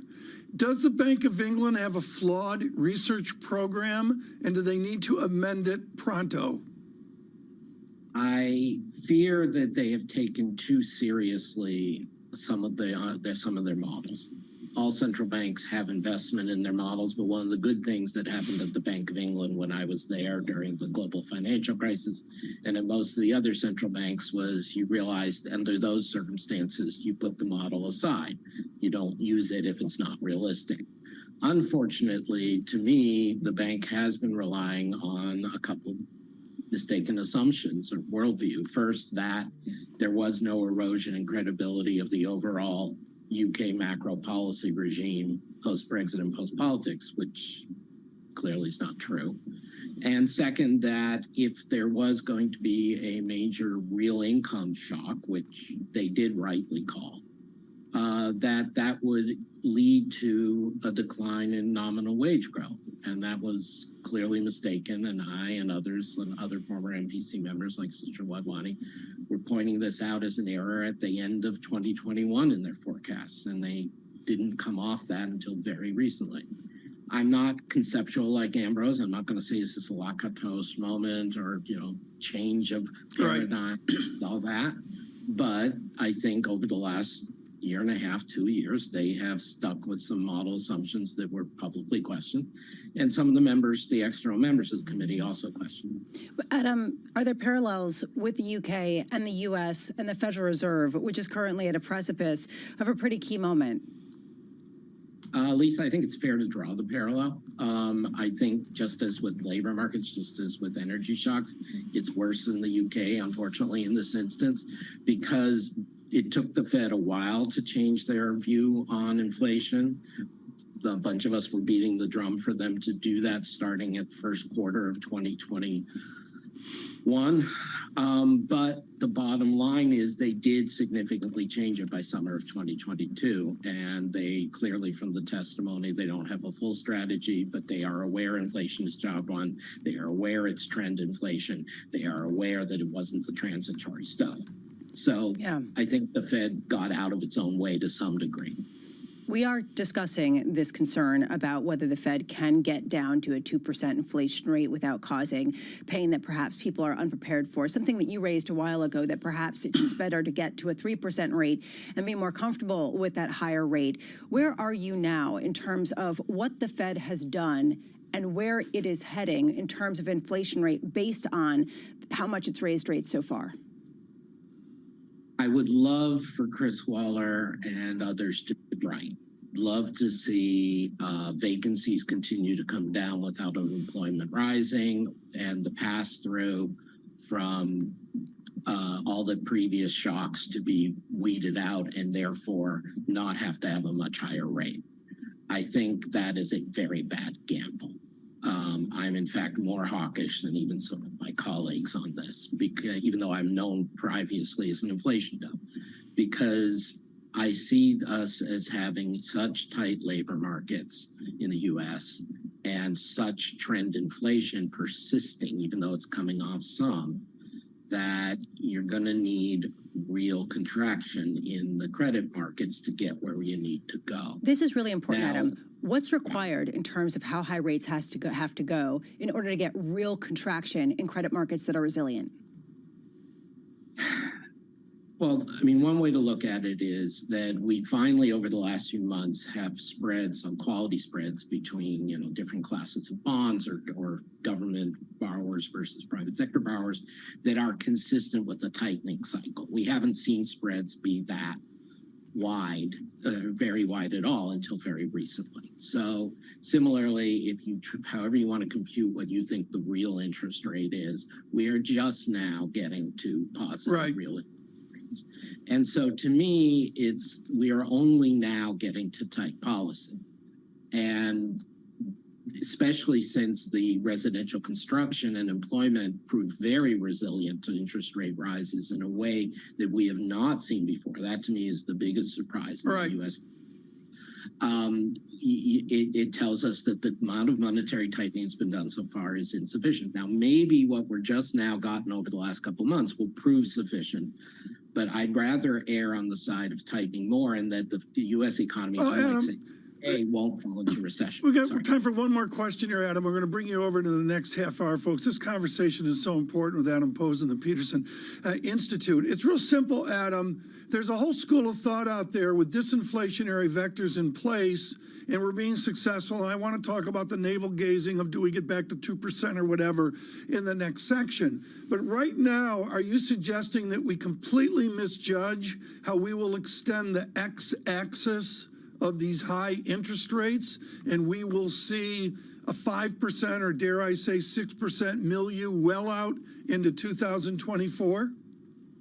My central call is that they're going to get above 5.5 before the end of the year, and it's going to remain there into at least second quarter of 2024. And unlike some other people, I think that the risk is more that they may have to do more than that and not so much that they're going to have to do less than that.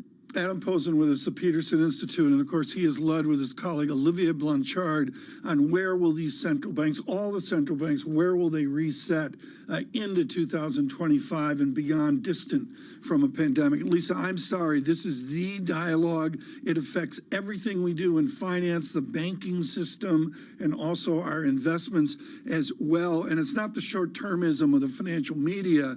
It's where are we in 26, 27, 28, given the follow-on of, as Blanchard says, the Biden stimulus. Well, we're going to carry on that very conversation coming up in the next hour on The Open. Peter Shear of Academy Securities, who said that the Fed was not in the driver's seat. Is that still the case? Victoria Fernandez of Crossmark and Aaron Kennan of Clear Harbor, as we parse out just the point that you made, Tom. It's going to be interesting to see futures and Posen driving the market lower.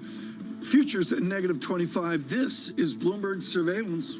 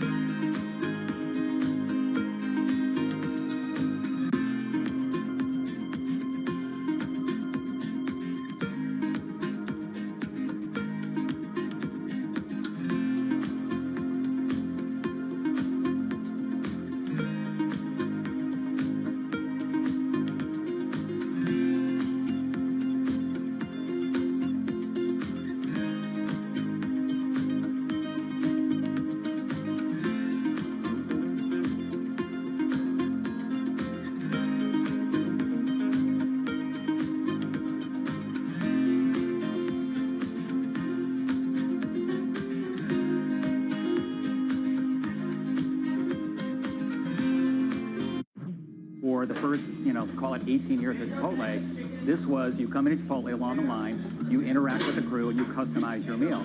We've got this separate make line, and it's digitized, and so the orders come in, and they're really kind of staged so that if you say at noon, I want to come in at 1 o'clock, we hold that order, and we will send it to the crew like maybe 10 to 1. Right. So it's ready right when you pull up your car. How do you manage these kind of two different staffing needs, right? Yes. And making sure you have the right amount of people Yes. at the right time. We spend a lot of time projecting sales. A lot of it is, it's part art, part science. We're trying to bring more science and more AI into it. Because if you get the right sales projection, then you know exactly what your staffing needs to be. So if you get the sales right, you can get the entire restaurant staffed perfectly. With just a couple people, our average restaurant now does about over $1 million per restaurant in digital sales. Welcome to the world of decentralized finance. You can see the massive gains for the OG crypto coin. The breakout we have all perhaps long awaited finally realized. We'll see if it sticks. Bloomberg's covering all things crypto, the people, There's no question its industry is composed of some bad actors and some good actors. the transactions, Volumes have surpassed $24 billion per day. and the technology. Stop talking about the technology, start demonstrating the utility. Bloomberg Crypto, Tuesdays.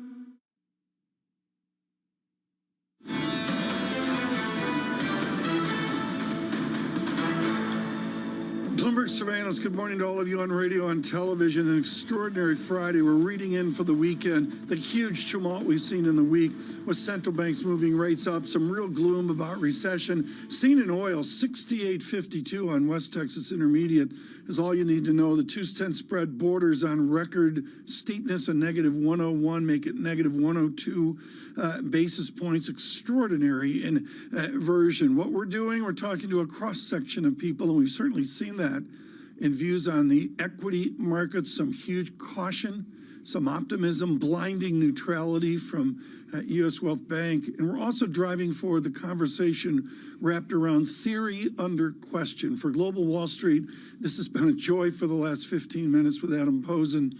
And we continue now, and with me is Michael McKee, our Bloomberg International Economics and Policy and Theory correspondent when the theory's thrown out the window. Mike McKee, to you first, question for you, and that is, how bad has the theory been blown out the window? I mean, Posen has to act Posen-like and, future central banker-like. Yeah. You don't. Well, I was listening to Adam earlier, and I think he's right that it's not just the Bank of England. It's all economists basically work off of models that have worked for 20, 25, 30 years that aren't working anymore. Now, some discarded those faster than others. And certainly you could say the Fed did not, the Bank of England did not, but now they are to varying degrees adjusting. And that's the question, though. What do you do? Where do you go if the model doesn't work? You can try to figure out why and readjust the model, but they become more guidance than any kind of real path forward. We continue with Adam Posen, the president of the Peterson Institute for International Economics. Adam, I'm going to get right to it and frame here the path down to 3%. In a raging debate led by your work with your colleague Olivier Blanchard, John Williams has an R-star subdued, and we will get back near a 2-ish%. You disagree, but what's the nuance now? What's changed in where we are heading within this new level for Fed rate policy? I don't think much has changed, but in the spirit of the conversation you and Michael were just having, I think more needs to change. So what we had was a series of central bankers repeatedly saying throughout the last couple of years, 2 means 2, and then saying sotto voce, but audibly, look, it might be better to get that to stop at 3 or to be slow getting to 2, but we can't admit it now. And my belief, which was part of my belief when we were advocating and designing inflation targets in the first place, was the point of inflation targets was to communicate in a credible way with the public.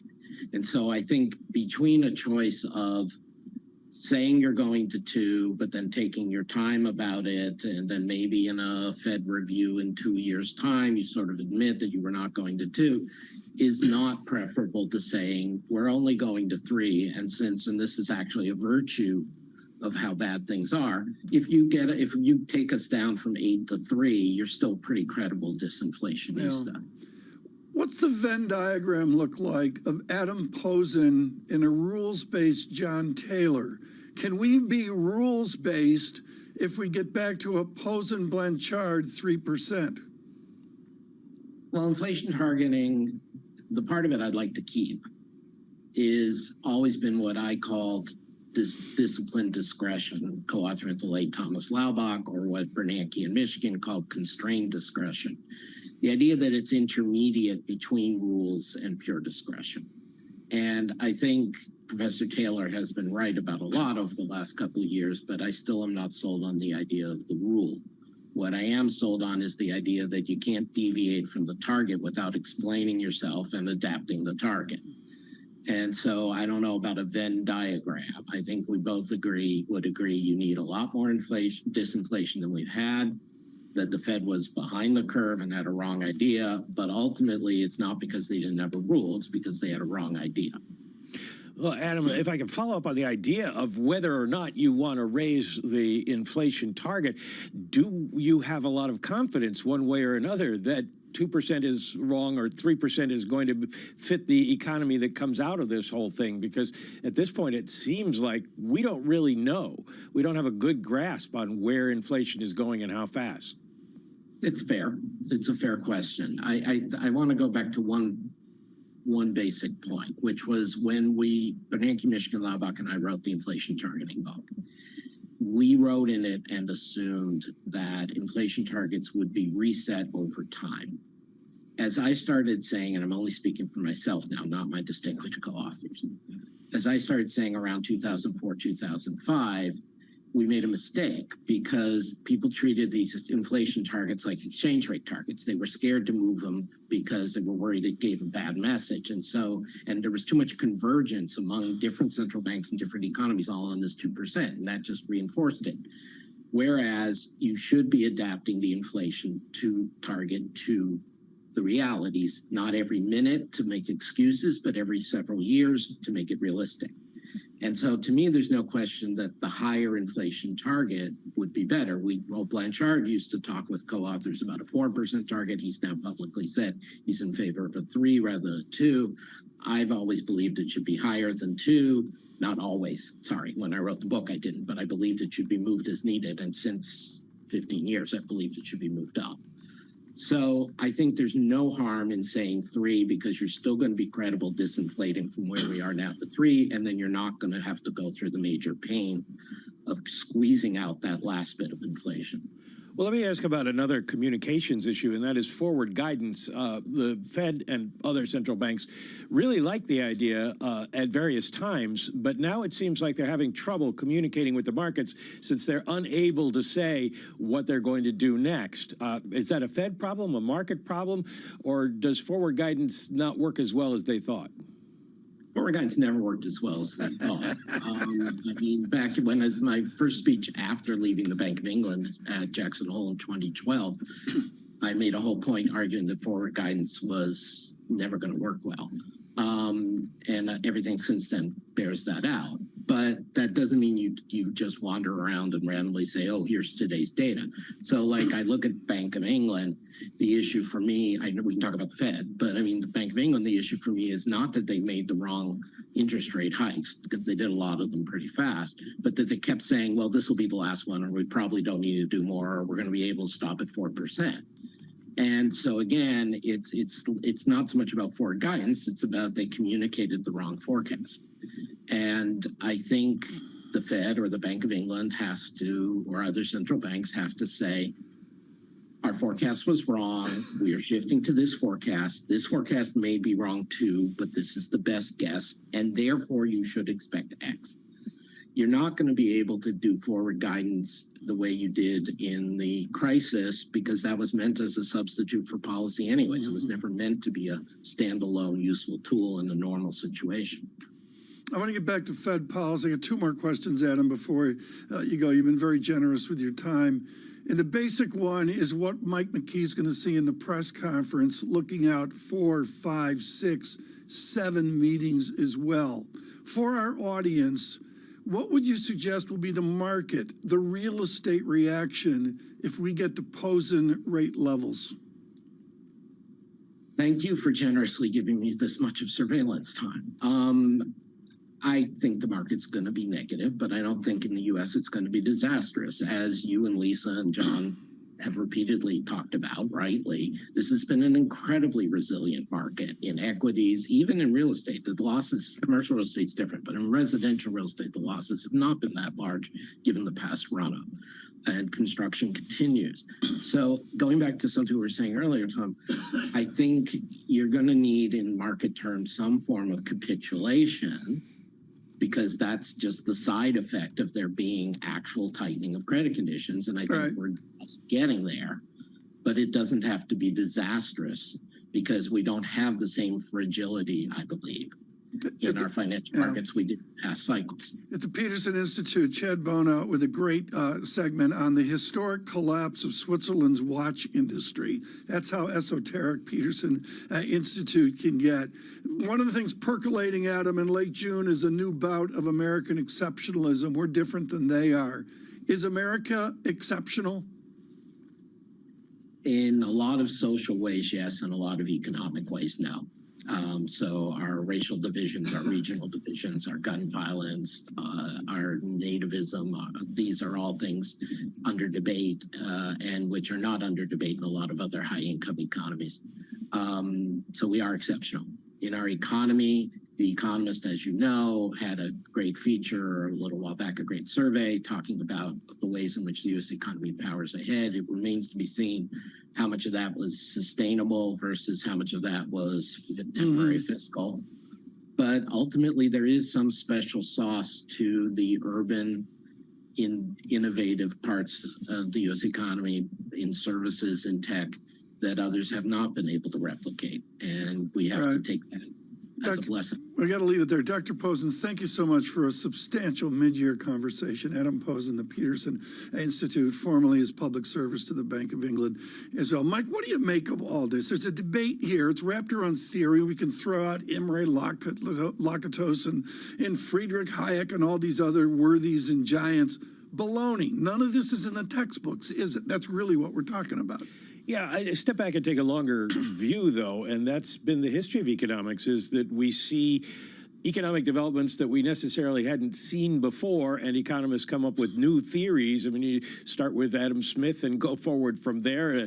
You get to John Maynard Keynes, and then we had the end of Keynesianism and the new economics, and now we have Keynesianism back. And there's just a lot of evolution in economics, and there's always the debate about whether it's a real science or a social science, and I think it's basically just learning by doing. Unfair question. I'm going to do it on this. If we get a Posen world and if we get rates coming up, you're going to be in that meeting. Are you people going to start asking Chairman Powell about the blow up of the real estate business? To me, that's percolating for Q3 is commercial and residential real estate. It has been asked, and the chairman says basically that we are monitoring it and we don't think it's going to be a problem. And there are differences. It's a little bit like the muni market. Each muni bond is different. Each real estate loan is different because some are offices, some are shopping malls, and offices are in big trouble. Shopping malls don't seem to be at this point, even though the mall model has changed. So over time, is it going to be a problem? That is something that the Fed does need to watch. Mike McKee, we'll have to see that. McKee's here, so the market deteriorates. S&P down 0.7%. Good morning, everyone. Bloomberg Surveillance. We welcome all of you here. I'm here with Michael McKee, head of all of our economic coverage. We're trying to grapple here with the shock and awe of how wrong McKee has been all year, exceeded only by how wrong I've been all year. Mike, I was in the triple leveraged all cash fund. That really worked out in a massive bull market. Have you ever seen so many people be so wrong as we have been from 12/31/22? Well, there are a lot of people who have been right as well. What I haven't seen is the kind of split that we've seen, not just on analysts, but on the Fed. For many, many years, even you would have a dissenter here and there. And while we haven't seen significant dissents from the Fed this year, in their speeches and public comments, Fed officials are making it clear there are definitely 2, maybe 3 camps at the Fed. Raise rates more, hold and watch, and we don't know. And that is something that we haven't seen in quite some time. And you listened to Jay Powell this week, and he was kind of I don't want to say wishy-washy, but he was saying the majority think that we are probably going to have to, and if the economy develops the way we think it is, that may be what we need to do. Whereas you go back to an Alan Greenspan who would say, this is what we're going to do. This is what we need to do. It's a different world. Is he a Greenspan? The answer is no. He's really looking at a majority, more of a council basis. Yeah. Yeah, okay. Michael McKee, thank you so much. This is wonderful. We're going to do this for another week into the third quarter. That will be good. What we know is McKee's driven the markets lower. Futures at -33. Stay with us. This is Bloomberg Surveillance.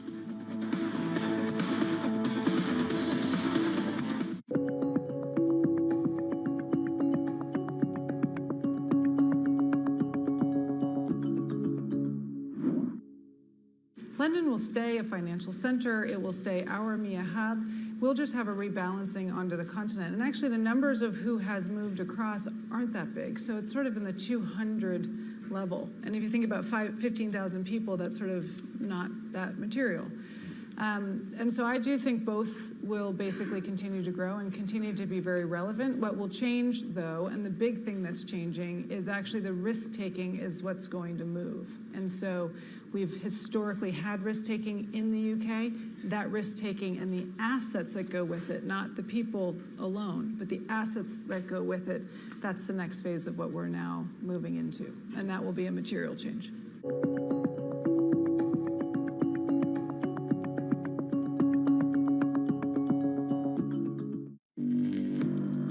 Access the financial world on demand.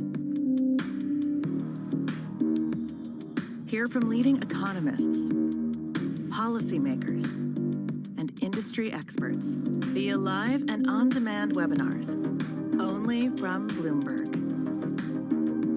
Start exploring to see what's moving the markets. Visit Bloomberg.com/webinars. DOJ or other authorities could face bigger challenges next. It was going to keep rate World Cup. This is a 3 as the economic picture does. The BOK is getting ready to make a decision. Get your fixed income fix. Watch Bloomberg Real Yield every Friday at 1 p.m. Eastern, right here on Bloomberg, your global business authority.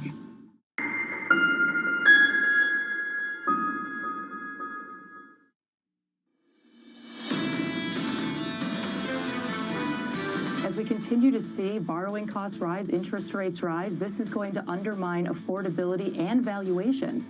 So this is a hit to the residential as well as the commercial market. But the bigger risk is that the Fed loses its resolve in the face of this weakness and allows inflation to become entrenched. Lindsay Pieggs, the chief economist at Stifel, she was absolutely brilliant today. They're framing out higher interest rates. She minces no words. I mean, Adam Posen gives it a theory and an economic angle. The market economist Pieggs says, look, get used to it. We're going to see rates. And we're going to dive into that. And the zeitgeist this weekend at Bloomberg is simple. We've had a team of our Bloomberg News experts really look at real estate. We're going to do that right now for you. The world's empty office buildings. It is a time bomb. It's a time bomb developing across the world's real estate markets. Defaults are stretching across major cities as higher interest rates and falling property values are bringing the commercial real estate market to a precipice. That's from John Gittleson and our team here. Really, really solid reporting here on some of the obvious geographies. We're going to take a different tact right now. And for those of you renting, for those of you looking at investment where you're scared stiff of the 6 months to come, someone expert on this is Brad Dillman. He's chief economist of Cortland in Atlanta. They do all sorts of Sunbelt multifamily stuff.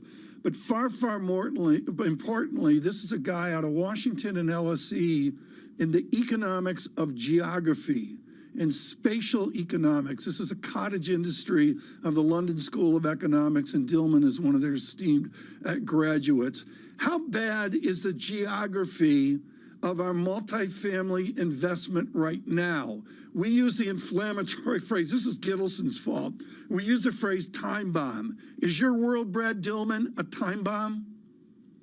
I wouldn't call it a time bomb, no. And to the degree that it might be, it's a very slow moving one. There's a number of factors at play here. I've interpreted a lot of the policies coming out of the pandemic as being a de facto housing supply stimulus, not just on the single family side where we had low interest rates leading to home price appreciation and single family supply, but the eviction moratoria, distorting occupancy rates, markets, increasing rent growth, and then in the context of zero interest rates, allowing a lot of multifamily supply to kick off. In a country that's been underbuilt for quite some time, that's not really an issue, but could it compound into one eventually? Yes. Right. I'm fascinated what you see, and don't kid yourselves, guys. Cortland is looking at this like on a 5-minute basis. Are you actually seeing rents level out or rent disinflation? Could that be possible? Asking for 20 million people in tri-state New York, they don't believe it.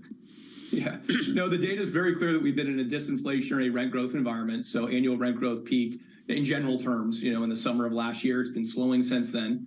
One thing we have seen has been that new leases, so we're always looking at, new leases and then also existing leases that are going to renew, right? New leases for a vacant unit have started to increase again, just at the same time that it looks like occupancies may start to trough. So what has been called like a 6 to 8 month disinflationary environment in rent growth looks like it could actually start to re-expand again.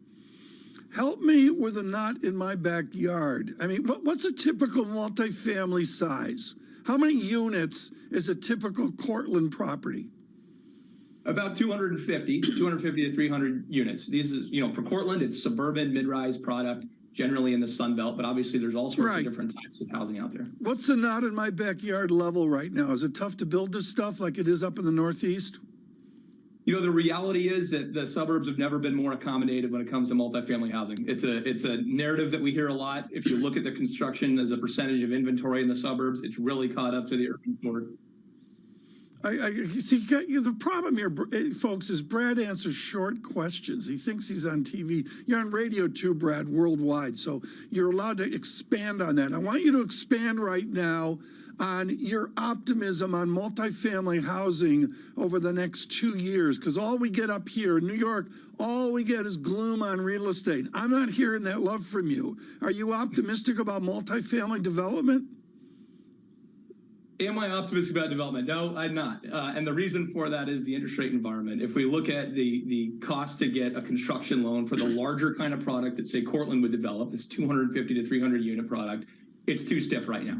As far as we can tell, that area of the multifamily market has shut down. But if you look at multifamily starts in the 5 unit and up space, right? So this is going to be smaller product, maybe 10 units, maybe 40 units, maybe in places like Knoxville, maybe even rural America.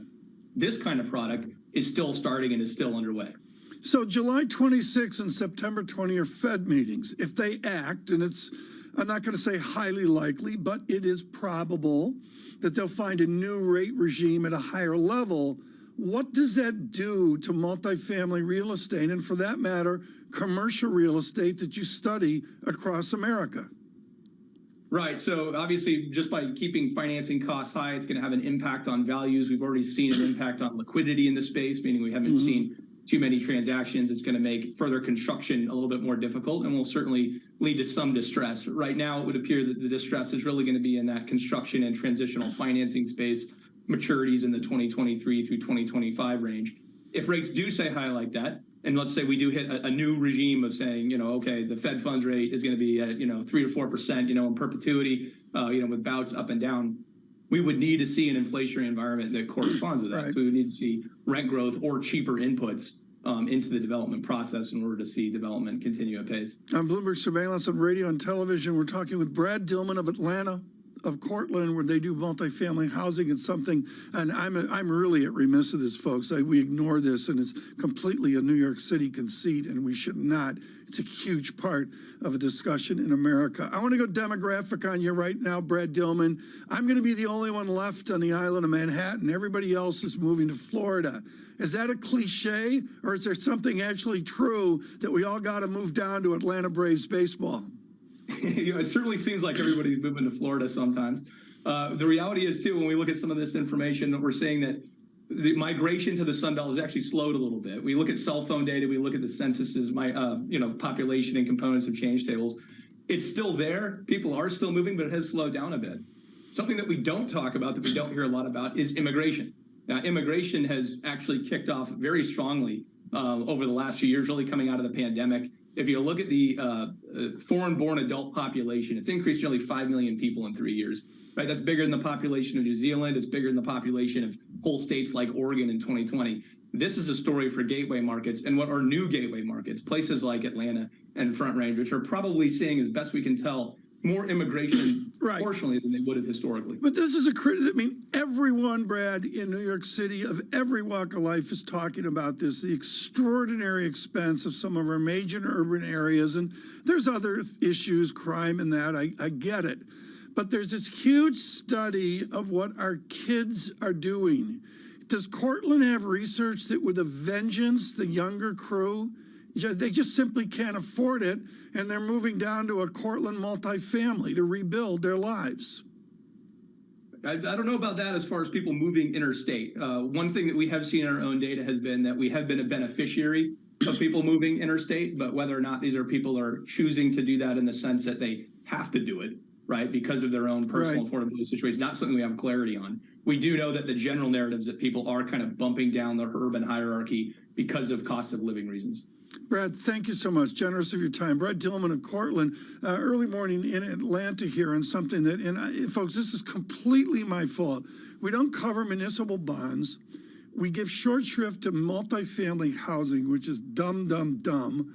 And, there's some other things we don't in Atlanta here on something that, folks, this is completely my fault. We don't cover municipal bonds. We give short shrift to multifamily housing, which is dumb, dumb, dumb. And, there's some other things we don't look at here within the economic and finance investment stew that we really should. Brad Dillman there with a clinic on multifamily housing. And the major message to me there is he confirms what we're hearing from Lindsay Piegza and from Neela Richardson and others. We are seeing rent disinflation across this country. I can assure you that no one in Manhattan and the 5 boroughs of New York City is considering rent disinflation. In the market, a deterioration of the tape. There's no other way to put it. And this is front and center into this Friday morning. It's a recession watch worldwide. The launch pad on the Bloomberg has changed. Futures negative 35. The VIX, I give up. I got to see Dean Kernan for cocktails tonight to figure this out. 13.76 on the VIX. I don't get it. Oil under $70 a barrel. West Texas Intermediate, $68.26. A 10-year yield, 3.71%. In abruptly 9 basis points. That's a substantial move. Again, on recession watch. Dollar stronger on a fractional basis. The only thing not down is Bitcoin at 30,000. On Wall Street Week this evening, it is Romaine Bostick looking for Celtics season tickets with Romaine Bostick, Steve Pagliuca of the Boston Celtics, and this is must listen tonight. Ruchir Sharma, the Rockefeller International. This is Bloomberg Surveillance. Good morning.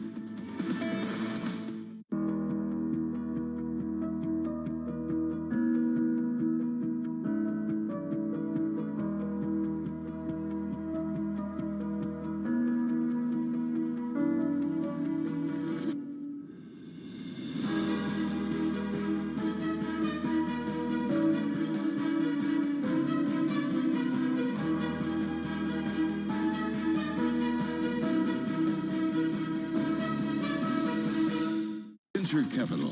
It's been volatile.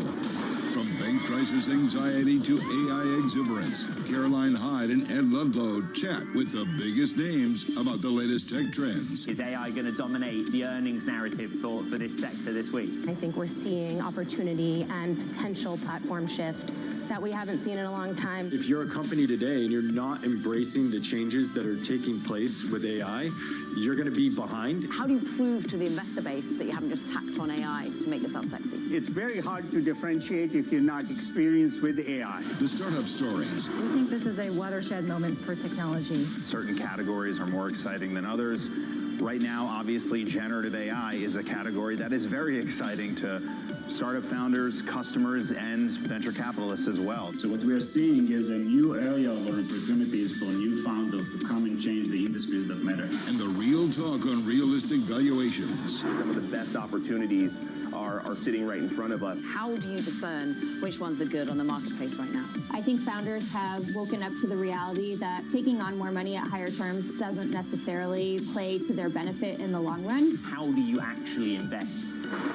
Follow the VC money on Bloomberg Technology, the only daily business show dedicated to tech right in the middle of the trading action. 12 p.m. on the East Coast, 9 a.m. in the West, only on Bloomberg Television. Steve's ability on the course may not be etched into any record books, but following him around, it's clear that it's not for lack of trying. Jeez. We were constantly hustling behind him as he caught up with executives in the portfolio companies and reminisced with former and current players. He's a day trader. He taught himself, self-made day trader. Yeah. And so he's on the bus after a game in New England, and he's day trading on the bus, and Bill Belichick sees him and cuts him on the spot. In many ways, it's a convention, right, of the people that I don't see maybe once a year. And so it's kind of all come together. My firm, our charity, our fundraising efforts, and then the friends that are around. My dad and my brother, it all happens right there as a confluence of all these parts of my life that have found its common center.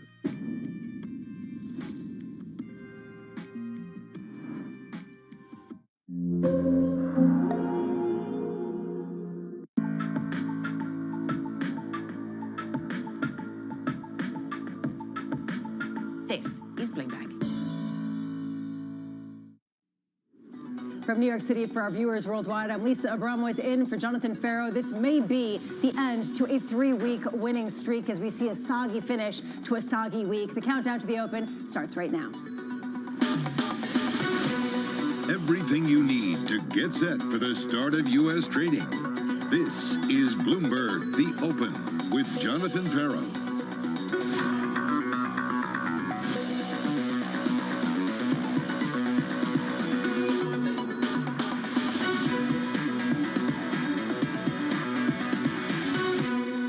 Coming up, global stocks head for their biggest weekly decline in 3 months. Bonds getting a boost on weak manufacturing data and growing recession angst. As central banks sustain their rate hiking campaigns, we begin with the big issue: what a difference a week makes. Surprise. Central banks have had to come back to the table. This is clearly a hawkish tone from the UK and from Norway. Fed, ECB, and Bank of Canada. Inflation continues in Western economies. We're facing still, globally, a serious inflation problem. Core inflation remains quite high. Central banks feel compelled to attack that aggressively. There could be a lot more momentum left in the hawkish cycle. Clearly, rates have to go higher from here. Narrative this morning is more about a slowdown. Slowdown. A sort of slow down phase. We are currently positioned defensively. The monetary tightening will trigger recession. These central banks around the world have to continue to tighten. There's still more to go. We supposedly had moved on from the Fed, and yet here we are. Joining us now, Peter Scheer of Academy Securities and Crossmark's Victoria Fernandez. I want to start with you, Peter. I know you've been talking about how finally we can start looking at fundamentals and move away from just Fed, Fed, Fed, Fed, Fed. Are we back to that Fed, Fed, Fed, Fed, Fed now? I really don't think so. I think in the U.S., we've set this very high standard to cut, so we aren't going to cut anytime soon, and it's not going to be easy to hike anymore. So we're kind of on this steady pace. It's really not 25 bips here or there that's going to drive the market. I think it's the market realizing, wow, the economic data is turning a little bit weaker. There are these recession signs. There's those concerns lingering, and the Fed is not going to step in to help. So I think that's where we're at, and I think that's why we're seeing some weakness. Victoria, your view, you think that still this is going to be a fundamentally driven market, or is the Fed back very much in the front seat? Well, I think the Fed is driving a lot of what we're seeing only because it's not just the Fed right now, right? It's central banks everywhere. Just look at this last week, Lisa, how many surprises we saw, whether it was Sweden, Norway, Australia, Bank of England, whichever bank you want to quote, they all did either higher than expected rates or raised when they weren't expecting to, and they were all quoting higher sticky service inflation, wage pressure, growth concerns. So I think you take all of that together, central banks as a group, and it's telling us on a global basis, there's going to be some more concerns about the slowdown, where I think previously a lot of people thought we've made it through. We had the banking disruption earlier this year. There was concern about commercial real estate, and those aren't gone, but people thought maybe we had gone through that, and the market was anticipating that. Whereas we had been very consistent at Crossmark and saying, no, we still think we get this mild recession. I think maybe investors in the market are coming along to that view a little bit more than they were a few weeks ago. Peter, do you get the sense that there has been a shift this week, that even if you don't necessarily want to focus on the Fed or the ECB or the Bank of England, there is a shift to recognizing a stickier inflation that's going to be a prolonged fight? Yeah, I think that's very true. I think you're seeing some of that, though. Other countries have really probably been behind the Fed, and I don't think the Fed's going to be dragged into hiking just because other countries are. One thing that we didn't really talk about is in China, right? I think people were anticipating a little bit more support from China, and the Chinese are really not providing the support people thought. So they're not tightening, they're still easing, but not by as much as people thought. Do you agree, Victoria, this idea that perhaps we did see a pivot point this week, did you change anything about your investment thesis, about how you were thinking about things after some of the discussions from central banks this week? So the fact that we, and Lisa, you know, kind of our outlook is that we've been defensive for a lot of this year, not meaning that we were out of the market, but we were playing more of a defensive role in the market than a lot of other investors were, because we did feel like that mild recession, and we still do, is coming later this year. We have concerns when you look at leading economic indicators down 14 months in a row, right? 8% year over year. We've never had LEIs with that kind of change and not go into a recession. So we haven't changed our outlook. I think maybe we feel a little more confident that the slowing growth we were anticipating, that these elements, whether you look at inverted yield curve, whether you look at the hikes that need to work through the economy, the LEIs, spreads, high yield, default rates going up just a little bit, some of these elements on the sidelines just waving a little bit of a flag, combining all those together, I think tells us that our outlook is probably right. So we haven't changed our outlook, but we're continuing to be a little more defensive than I think many people out in the market have been. Meanwhile, Janet Yellen, in a discussion with the Treasury Secretary, at a discussion with Bloomberg, was saying that perhaps the recession risk isn't that great. My odds of it, she said, if anything, have gone down because look at the resilience of the labor market and inflation is coming down. I'm not going to say it's not a risk because the Fed is tightening policy. Peter, do you agree with Victoria that there should be this defensive take, even as the policymakers are coming out and saying a soft landing is still very much on the table, and even more so? Yeah, I'm going to kind of largely ignore the policymakers. I definitely think we should be a bit defensive. The last couple of weeks, we've seen jobless claims tick up. That's been the one thing that's been so difficult to understand. I keep going back to a point that I believe 72 economists participated in Bloomberg's survey for what NFP would be, and they all missed low. And the reality to me is they probably aren't all wrong. I suspect that some of the data is actually being inflated, whether by accident or having difficulty doing adjustments for whatever went on during COVID. So I think seasonal adjustments are a problem. I think we're going to turn out to be very disappointed in the labor market, and that's where Yellen's potentially wrong, is looking at the official data versus all the anecdotal data and things like jobless claims that are finally starting to tick higher. Meanwhile, we are seeing tech lead the declines today, and this has been sort of a big concern. We saw Bank of America highlight that investors are fleeing tech stocks the most in about 10 weeks, talking about how perhaps people are waking up to the baby bubble. Peter, do you think that there is some legs to this sell-off that we're seeing in certain tech names? Yeah, I think there is. I think we saw this, rapid move to the upside. We saw a lot of shorts get chased out of the market. You've seen VIX come down. You saw a lot of sentiment surveys turn fairly bullish. And yes, there's this AI story. Academy hosted a webinar on it yesterday, but it's going to be a little bit hard to figure out how much spending gets done, how it gets done over time, who benefits. So I think we followed this market up, and now there's going to be some selling pressure. And you look at some of the market caps that were added in the past month or so, they are massive market caps. So I think there is room for this to fall. Victoria, you agree? Yeah, I mean, like, we obviously have had a huge run up in some of those names, as Peter mentioned. So there's nothing wrong with taking a little bit off the table. And I think as you approach quarter end, you probably have quite a few portfolio managers out there saying, look, we've had some good gains here. We're not sure exactly what's going to happen going forward. Let's take some of this off the table, find some other areas in the market that we can go into. And you can stay in tech. I mean, we've added to names like VMware. So you can stay in tech, but you don't have to be in necessarily those AI names specifically that maybe have gotten to that overbought condition that a lot of people are talking about. Meanwhile, we did get a novel solution to try to solve inflation from Bank of England's Andrew Bailey, talking over the past couple of hours about what his prescription is to bring down inflation. Take a listen. We have to get inflation back to target. We have to have price stability, and we've raised interest rates to do that. The economy has been more resilient. It's been stronger. We've got very low unemployment, but it is leaving us with inflation looking much more persistent. We think inflation is going to come down markedly this year, but there are signs of it being more persistent. And I thought it was right that we took this action. Peter, do you think that that's really the question here? He was talking about how just workers need to stop asking for such wage increases, and that's a big problem.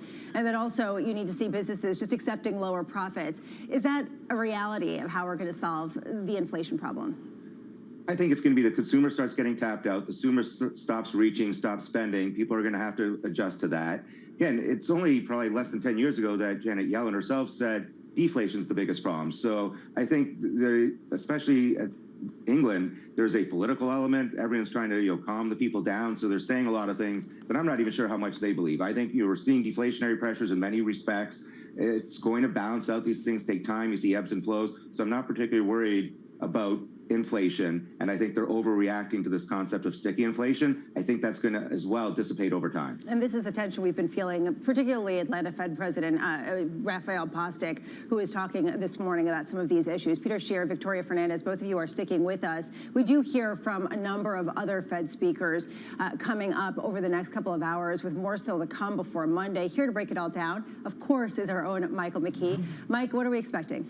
Well, Lisa, last Friday we said let's play a game of fun with shapes, and so we're back to do that again for our Friday gaming outlook. This was the chart I showed last week of interest rate probabilities for Fed funds futures, and you can see that there was an increase of one time and a decrease of one time, leave us back where we were. Now we've heard from Jay Powell twice and a number of other Fed officials. Where are we now? Well, the thing has hardly changed at all. So basically, we're looking at the same kind of market, which means that the Fed hasn't changed anybody's minds, and I think that's kind of where they want to be at this point. You look at the sorting hat. We've started a preliminary sorting hat for July, and most of the people who've spoken so far, Lisa, have said we are likely to raise rates. Only Raphael Bostic, as you mentioned, has come out and said we should hold at the moment. Austin Goolsbee, another dove, says he doesn't know. It's still a close call. So the betting would be for a July move, but they are data dependent. So what do we got coming up? We've got two more Jay Powell appearances in the coming week. How much Powell can the markets take at this point? He is going to Sintra, the ECB's version of Jackson Hole, which is basically him and his peeps talking, and we'll see if they say anything about their future plans. And then skip ahead, there's a couple other speakers, but on Friday we get the PCE price index. July 7th we get June jobs, and July 12th CPI. That's not a lot of data to change anybody's mind unless there's some huge outliers. And so it looks like the group piling up on the raised rates in July side is going to need a lot of convincing. And we may not get it from what we have between now and July 26th. Great brief, Mike. Thank you so much. Take a look right now at the stocks, and we do see softness. Let's get a sense of what specifics are going on. Abigail Doolittle joining us now for more. Abby, what's moving? Well, you know, Lisa, it is interesting because we do have the futures down fairly sharply at this point. The NASDAQ 100 underperforming, down more than 1%, having to do with big tech. Tesla is an example of the tech heavyweights under pressure, having a lot of the AI air, quote unquote air, coming out to some degree. CarMax, though, is a bright spot, up 6.6%, massive beat, earnings by 79% for $1.44. In adjusted earnings, they beat sales by 3% for $7.7 billion. They sold the most amount of used cars in 4 quarters, so again, a bright spot. But take a look at another big tech laggard. Microsoft, not down for a particular reason, down 1.4%, but one reason, Lisa, could be the fact that the stock on the year up more than 40%. The year's not even halfway through. Investors probably taking some chips off the table, profits. And that seems to be a theme, at least so far, heading into the open. Abigail, thank you so much. Coming up, all eyes on the banking sector as the Fed is set to release its stress test results next week. The capital requirements will be very, very skewed to the 8 largest banks, the G-SIBs. That conversation coming up next. We have about 17 and a half minutes before the open. This is Bloomberg.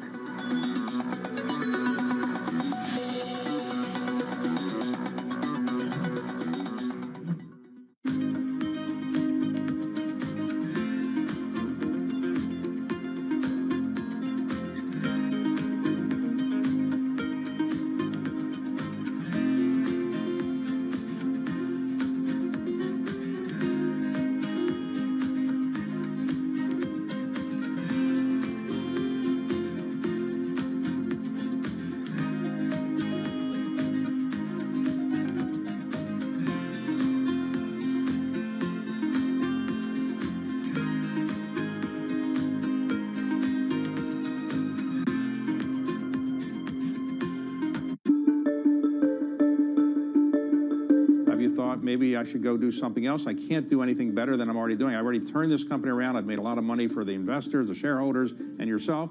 Are you happy doing this? You're going to do this for the foreseeable future? I'm going to do it for the foreseeable future. I love what I do, and the reality is we've accomplished a lot. As you described, we've made Blackstone a lot of money. We made our shareholders a lot of money. More importantly, we've grown the business, and we've been a huge engine of opportunity. If you think about all the jobs we've created around the world, all the communities we've made better places, all the ownership groups who we've helped grow their business, and having built a world-class culture, the opportunities we've created for upward mobility for people.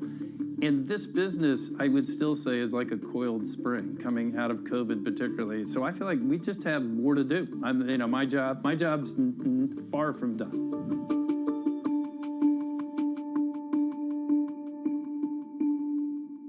Why do the biggest names in business choose Bloomberg? That is a great question. It's a great question. Great question. Great question. That's a question I get all night. Bloomberg, top experts, great questions.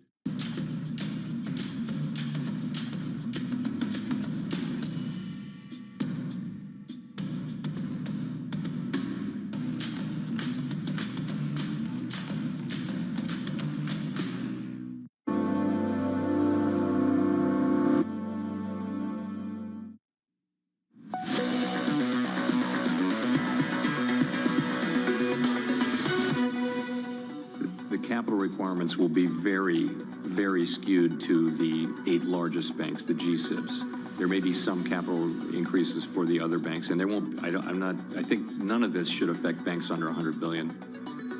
Chair Powell responding to a number of members of the Senate Banking Committee saying that Wall Street's biggest banks will bear the brunt of the regulatory increased capital requirements. This actually was probably expected, but his remarks coming just as the Fed is set to release on Wednesday the results of its annual bank stress tests, likely to be closely watched, particularly after this year's earlier bank failures. Joining us now to discuss is Sonali Basak. Sonali, what are we expecting to learn from these stress tests and the follow-on in terms of what it means for regulatory capital? Yeah, we know the direction of travel, Lisa, as you heard from Jay Powell there, that the direction of travel is stricter over the longer period of time. But listen, this time around, there's a few things to look out for. One of those things being that the stress tests themselves are tougher. That peak annualized quarterly GDP decline is like double what you saw last year. So much stricter when it comes to the actual scenario itself.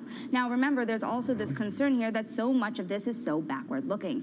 And so are they going to face kind of more hurdles throughout the year, given that the stress test can only tell you so much? Now, this is a chart here of the projected dividend payments. Wall Street is pretty rosy when you look at the top 5 banks and the increase in dividend payments. But if you think about it, one of the big constraints here is the stress test. Should they be tougher for longer here?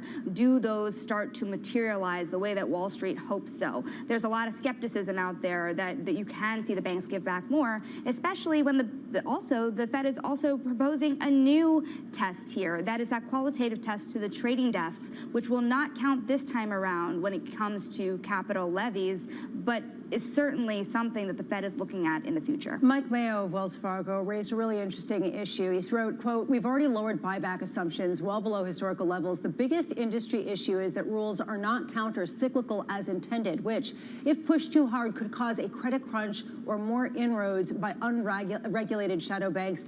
Is there a problem, Sonali, of building these reserves at the precipice of something that potentially could look like a recession? You saw the tension right there in Washington, didn't you, Lisa? A lot of people who are very concerned here about what those tougher capital requirements could mean, not just for the biggest banks, where the biggest kind of levies will be faced when it comes to the stress test, but also for the mid-sized banks and smaller ones that will see greater levies in the future. But to the point there, you're seeing a lot of investors push into a lot of different types of firms, private credit and otherwise, with the sense that the credit contraction is already underway and, in fact, could become tougher after the stress test. Sonali Basak, thank you so much. Still with us, Peter Scheer and Victoria Fernandez to discuss how the stress test could influence some of the market action. Victoria, what are you looking for on Wednesday?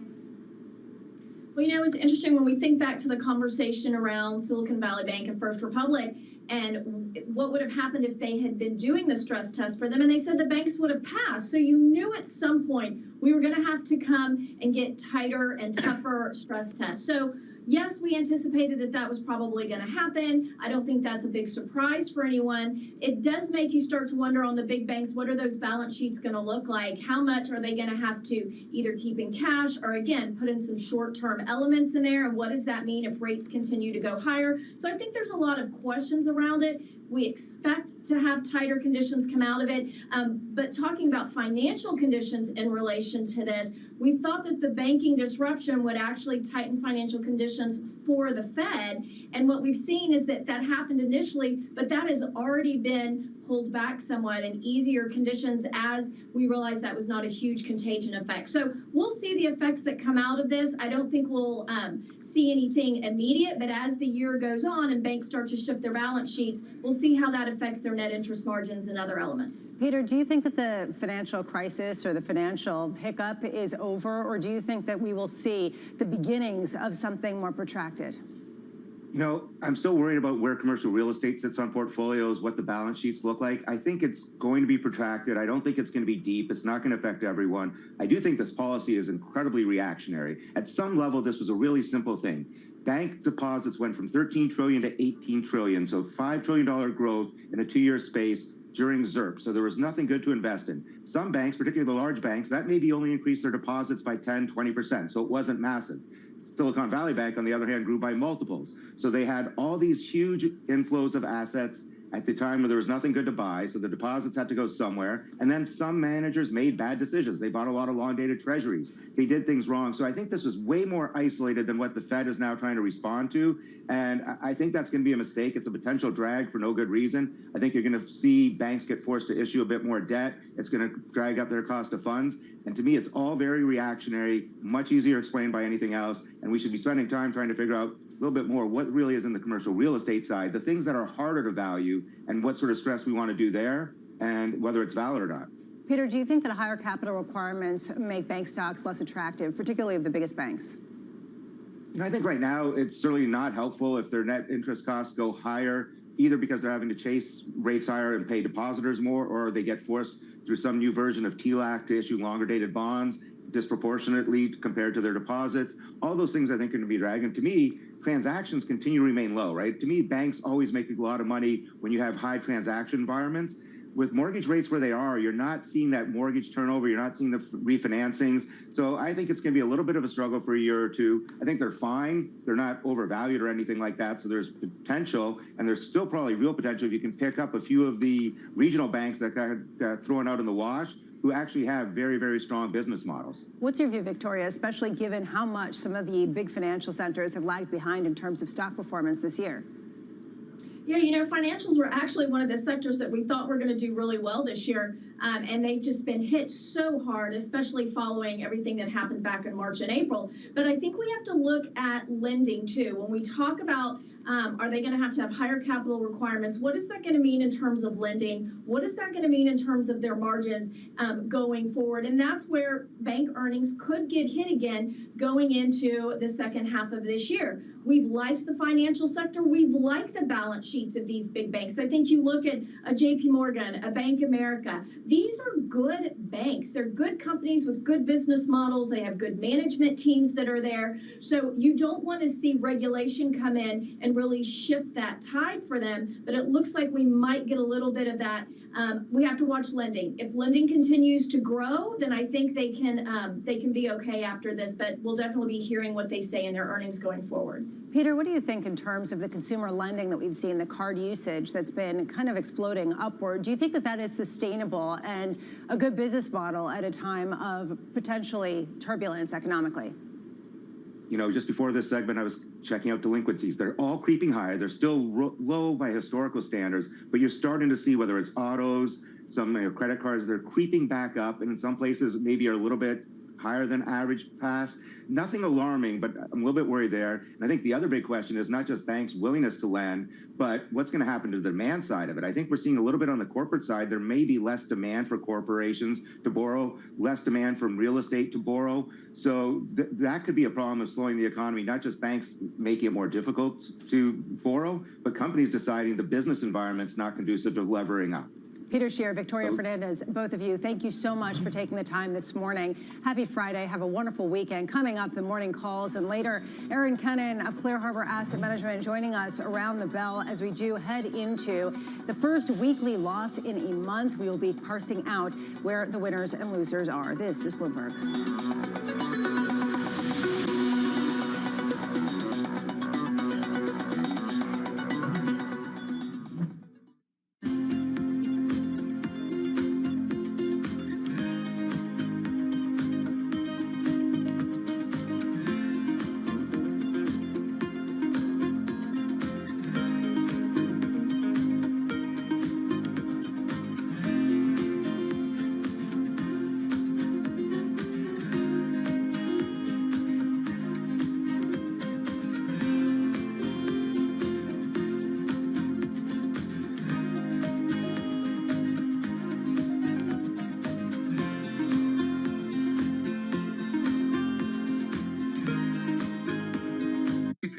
crucially important. And I think we've moved from this attitude from it's an indulgence, a waste of time, almost an illness that needs a cure.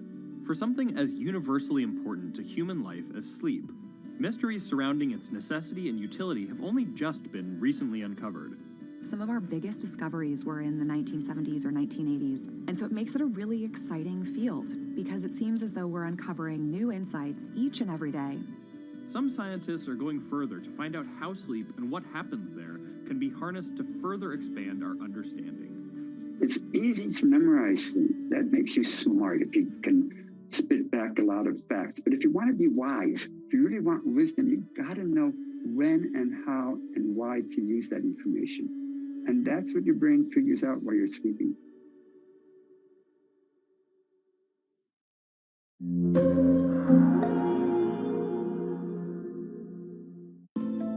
Bloomberg covers the world with unmatched reach and resources. From more than 120 countries, the moment news breaks, 24 hours a day. Bloomberg, your global business authority.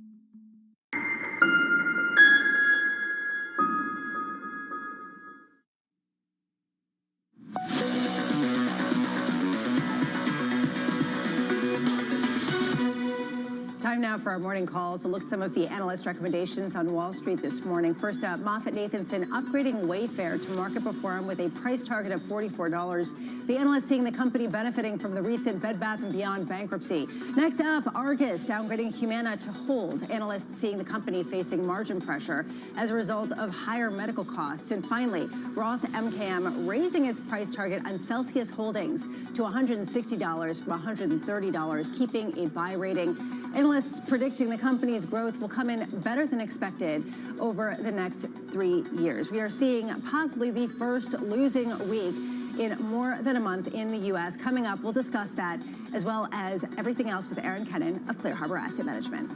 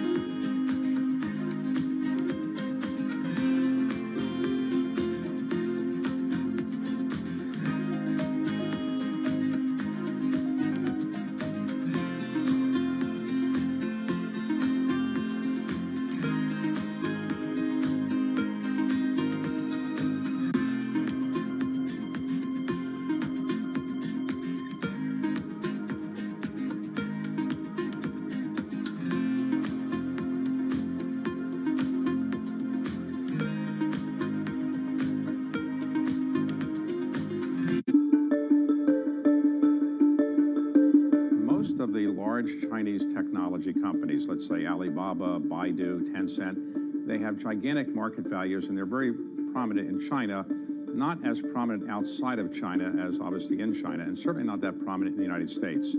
TikTok, by contrast, is not in China, but it's gigantic outside of China, of the United States and everywhere. What did TikTok do that enabled a Chinese-based company, parent company at least, to do so well outside of China?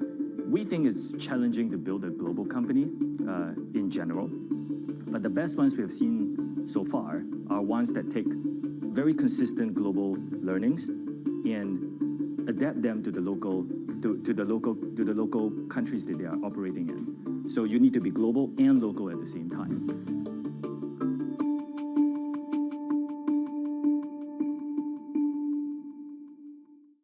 People ask me all the time, what is the key to being a really good investor? And I tell them it's to surround yourself with and work with the best investors you can find. On Bloomberg Wealth, I'm going to take you to meet the greatest investors in the world, the people that I would like to have managing my money. Climate is one thing that connects everybody across the globe. And if we don't do something about it, it brings down the value of all companies. This June, in honor of Pride Month and Juneteenth, Bloomberg brings you a special equality series every Thursday in June at 1 p.m. Eastern. Bloomberg Equality, celebrating inclusion this Pride Month.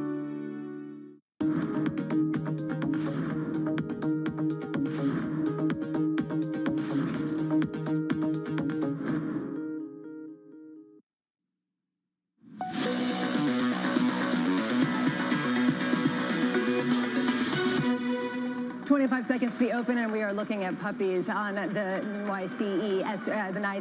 Right now, we are seeing a lower tone to markets across the board, possibly the first weekly loss on the S&P going back 6 weeks as we contemplate what it means to have higher rates for longer. Down 0.9%. The NASDAQ down more, 1.1%. And over in the yield space, you could see people recalibrating to recession. Yields lower, 10-year yields 3.69%. The euro weaker, dollar strength almost across the board. You're seeing it 108.97, and crude also on the recession train, lower, softer by about 2%, going to $67.59. One stock to watch on the open is Tesla. The EV maker's recent surge showing signs of fatigue. Analysts starting to raise red flags, saying investors are too optimistic about Tesla's AI credentials. Bloomberg's Alex Webb has more. Alex, the bloom is off the rose, or just a momentary blip? Look, it's been, from a technical standpoint, overbought pretty much for the entirety of this month. We saw something of a correction on Wednesday, but then the stock traded up again yesterday. We've seen previously when it's traded in these realms previously that it has come ahead of quite a substantial correction. The fascinating thing about the AI story at Tesla, it really focuses on its autonomous driving capabilities. And of course, they have something resembling a self-driving product on the road. It's really advanced cruise control for freeways. When you talk to people really in the know about autonomous driving, they tend to consider Teslas very much in the second tier. The companies, really the top echelon, names like Waymo, that's the Google unit, and of course Cruise, which is ultimately a unit of General Motors. So it is fascinating that a lot of people then are still considering Tesla an AI play. Alex, thank you so much. We should mention that DZ Bank is the latest to cut Tesla, as well as others. Double downgrading the stock this morning to sell from buy with a $210 price target. Turning to the industrial sector, 3M agreeing to pay as much as $12.5 billion over the next decade plus. The company slapped with a lawsuit over its manufacturing of, quote, forever chemicals. Abigail Doolittle is back with us for more. Abby. This is a really interesting story, Lisa, because this company has a lot of litigation hanging over it. So this one piece is now being resolved. We reported earlier this month that they had agreed to pay, in theory, $10 billion to resolve this situation with PFAS, the chemicals used in the foams that help put out fires. Now we are hearing that they are agreeing to pay between $10.5 billion to $12.5 billion. Ultimately, the amount will have to do with how much PFAS are found in water supplies that have not been checked. These basically are municipalities that have been suing the company, and successfully at this point. But they have other litigation, as I mentioned. So analysts are happy, are saying that there's a little bit of a relief that this piece has come out, but they also have a lot of litigation having to do with their earplugs. So more overhang relative to litigation hangs over the company, and that's probably why the stock, off of its highs at one point up more than 3%, right now up just 1%, and it's still down 60% from its peak on the year. Lisa, this stock down about 15% relative to the S&P 500, up 12%, really signifying the fact that they really have some issues still ahead despite resolving this one. Abby, thank you so much. Meanwhile, CarMax beating earnings estimates. The auto retailer maintaining profitability as used car prices and consumer demand both fall. CEO Bill Nash saying, quote, "Our deliberate actions are driving improved trends in the business despite the challenging macro environment." Simone Foxman here with some more. Simone, how did they achieve this? Yeah, Nash also saying on the conference call that the industry is obviously still depressed, but analysts think that CarMax has done a good job and may even be gaining share on some of its rivals, including struggling online-only retailer Carvana. Metrics coming in widely across the board ahead of expectations. Earnings per share $1.44 versus estimates of just 80 cents. Used vehicle sales still down 14%, but there was some improvement on costs as well. Again, the concerns about the auto industry still very real. Prices have fallen. There are affordability concerns, tighter lending standards.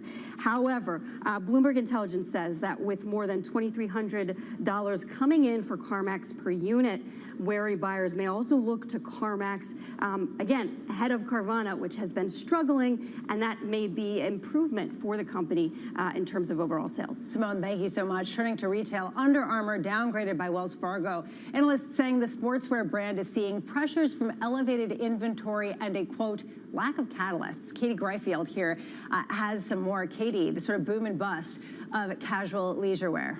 Definitely a little bit of a bust going on in the shares this morning, currently off by almost 5% on the heels of that downgrade by Wells Fargo to equal weight from overweight. They also lowered the price target to about $8. Currently, we're around $7. And the big reasons why are, like you mentioned, we have elevated inventory. That's been an industry-wide issue.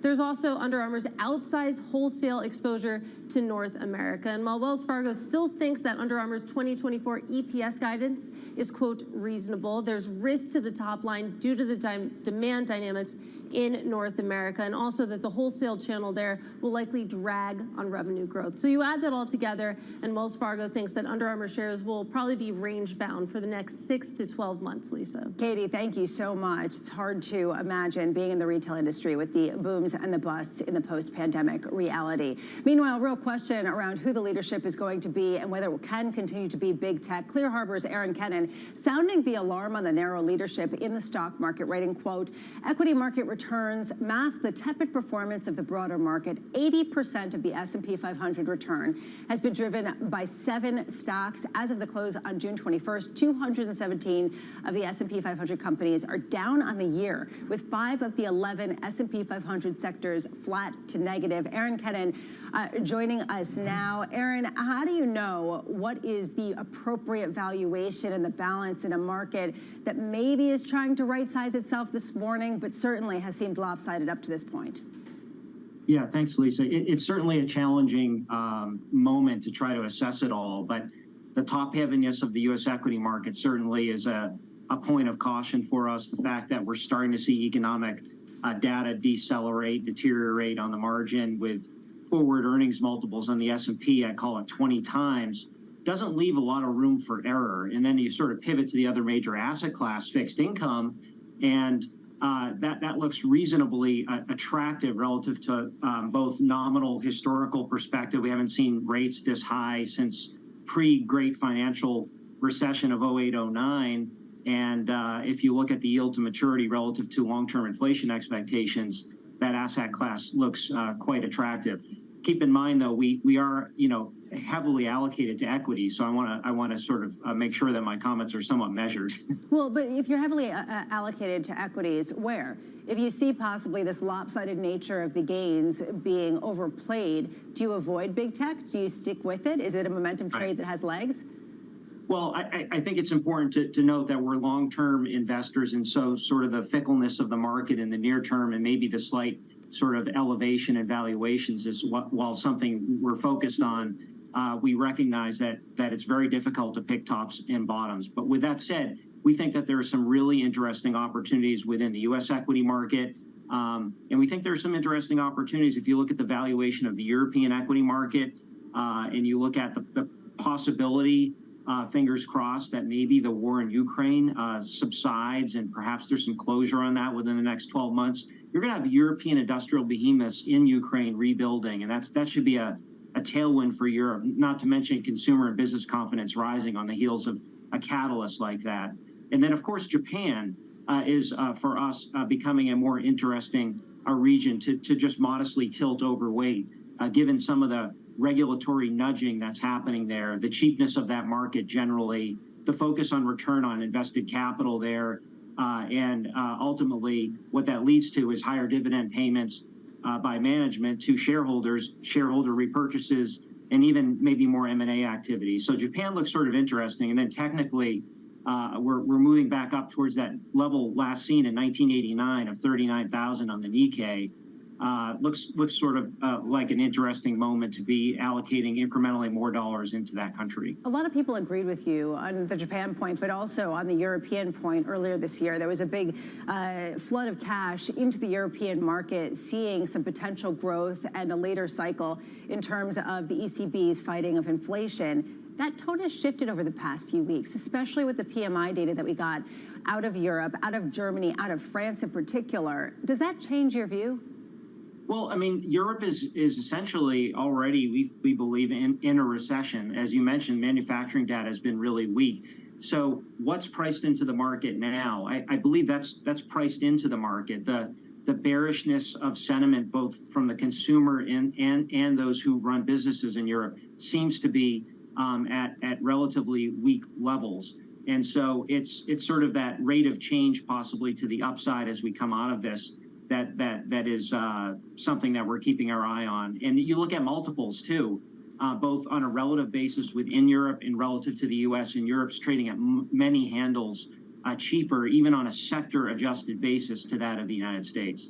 At the same time, over in the Bank of England, we're seeing the potential for 6.25% interest rates, and that's not boosting the pound, given how much that could potentially torpedo the economy. How do you game out the monetary response to the strength that you're talking about that's bringing you into some of these areas?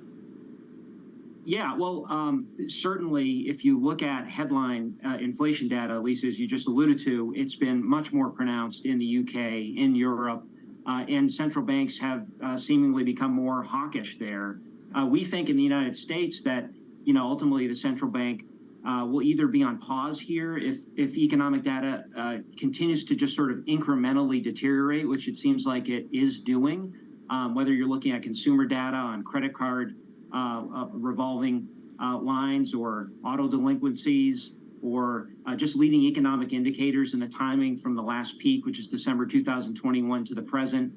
We think, and jobless claims even yesterday and over the last several weeks, we ultimately think that this is leading to where the Fed expects the economy to trend, which is softer, slower growth, slightly higher unemployment, move headline inflation from 9% to 4%, like we have just over the last year, from 4 maybe to 2.5 over the next year, would be quite an accomplishment, but I think it requires weaker employment and slower growth.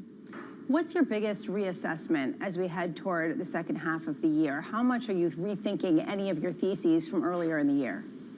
Well, one thing that, sort of conceptually we're thinking about is the idea that whether we go into a recession or not at a GDP headline level is to the degree to which we've really been in a bunch of rolling recessions, Lisa, and that gives us an opportunity to invest in things that maybe haven't performed well, even though markets are back sort of in a almost bullish phase, not this morning, but over, from a year-to-date basis. I mean, we've been within the last year and a half in an advertisement recession. We've been in a retail recession. We've been in a transport now recession. Manufacturing is super weak home and abroad, and there are components of tech that were in a recession in 2022 that are now out of a recession. So I think it's the mindfulness that we're keeping in our investment committee around that breeds opportunity for us to take advantage, even in a market that looks like it may be peaking out here, at least for the time being. Erin Kennan, you're sticking with us. Coming up, global central banks very much in focus. Take a listen. We've got to get, and we will get, inflation back to its target. To do that, I have to be clear, and we expect inflation to come down this year. What does it take, though, to achieve that? That conversation coming up next. This is Bloomberg.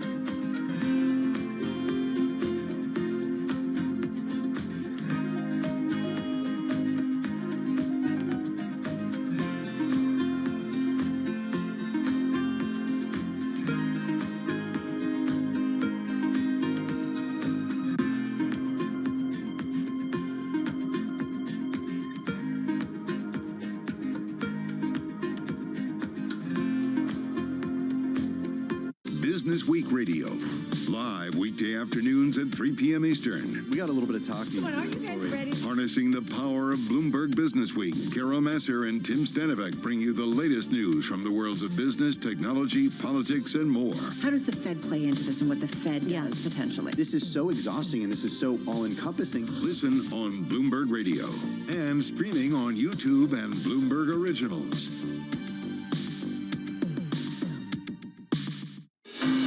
From the world of Bloomberg's. We're not going to be relying upon countries whose values we don't share. To the world of business. It's all about corporate power at the end. Balance of Power, live from Bloomberg's Washington headquarters. We couldn't be more excited what's in store for you. How long will it take? How many years? Why don't we take this one day at a time? Good luck. Everybody has a perspective. Every weekday at 5 p.m. Eastern Time. Join hosts Anne-Marie Hordern. It's the one area, really, of bipartisanship. Well, I think we're getting more of it. That's optimistic. And Joe Matthew. The debt ceiling is looming. How close are we going to get to the line before you start to worry? Alongside Kaylee Langs. The door was open for regulators to do more, and that puts the Fed between a rock and a hard place. As they deliver news. This is such an important economic issue. He's no longer trying to run away from that really blew some minds. Insight. We can both invest in law enforcement and also make sure that communities feel safe in their own skin. And analysis. I think your audience will get this more than most. This is not the Republican Party that you know. It allows him to do what he did so successfully in 2020, which is run against crazy. From and about politics' biggest power players. This was the zombie case, and it's now more than well alive. That's for sure,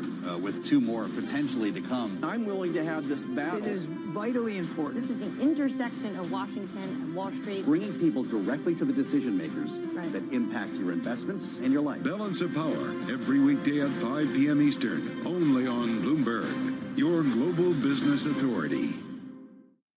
Enjoy the excitement of a night of music at Boston Symphony Hall with BSO Now. Watch brand new Boston Symphony Orchestra performances, behind-the-scenes storytelling, and memorable archival concerts, all from the comfort of home. Use our free 24-hour trial and see why the Boston Globe calls it musically rewarding. And the Berkshire Edge says the orchestra has never played better. Visit bso.org/now, where the music plays on. BSO season sponsored by Bank of America.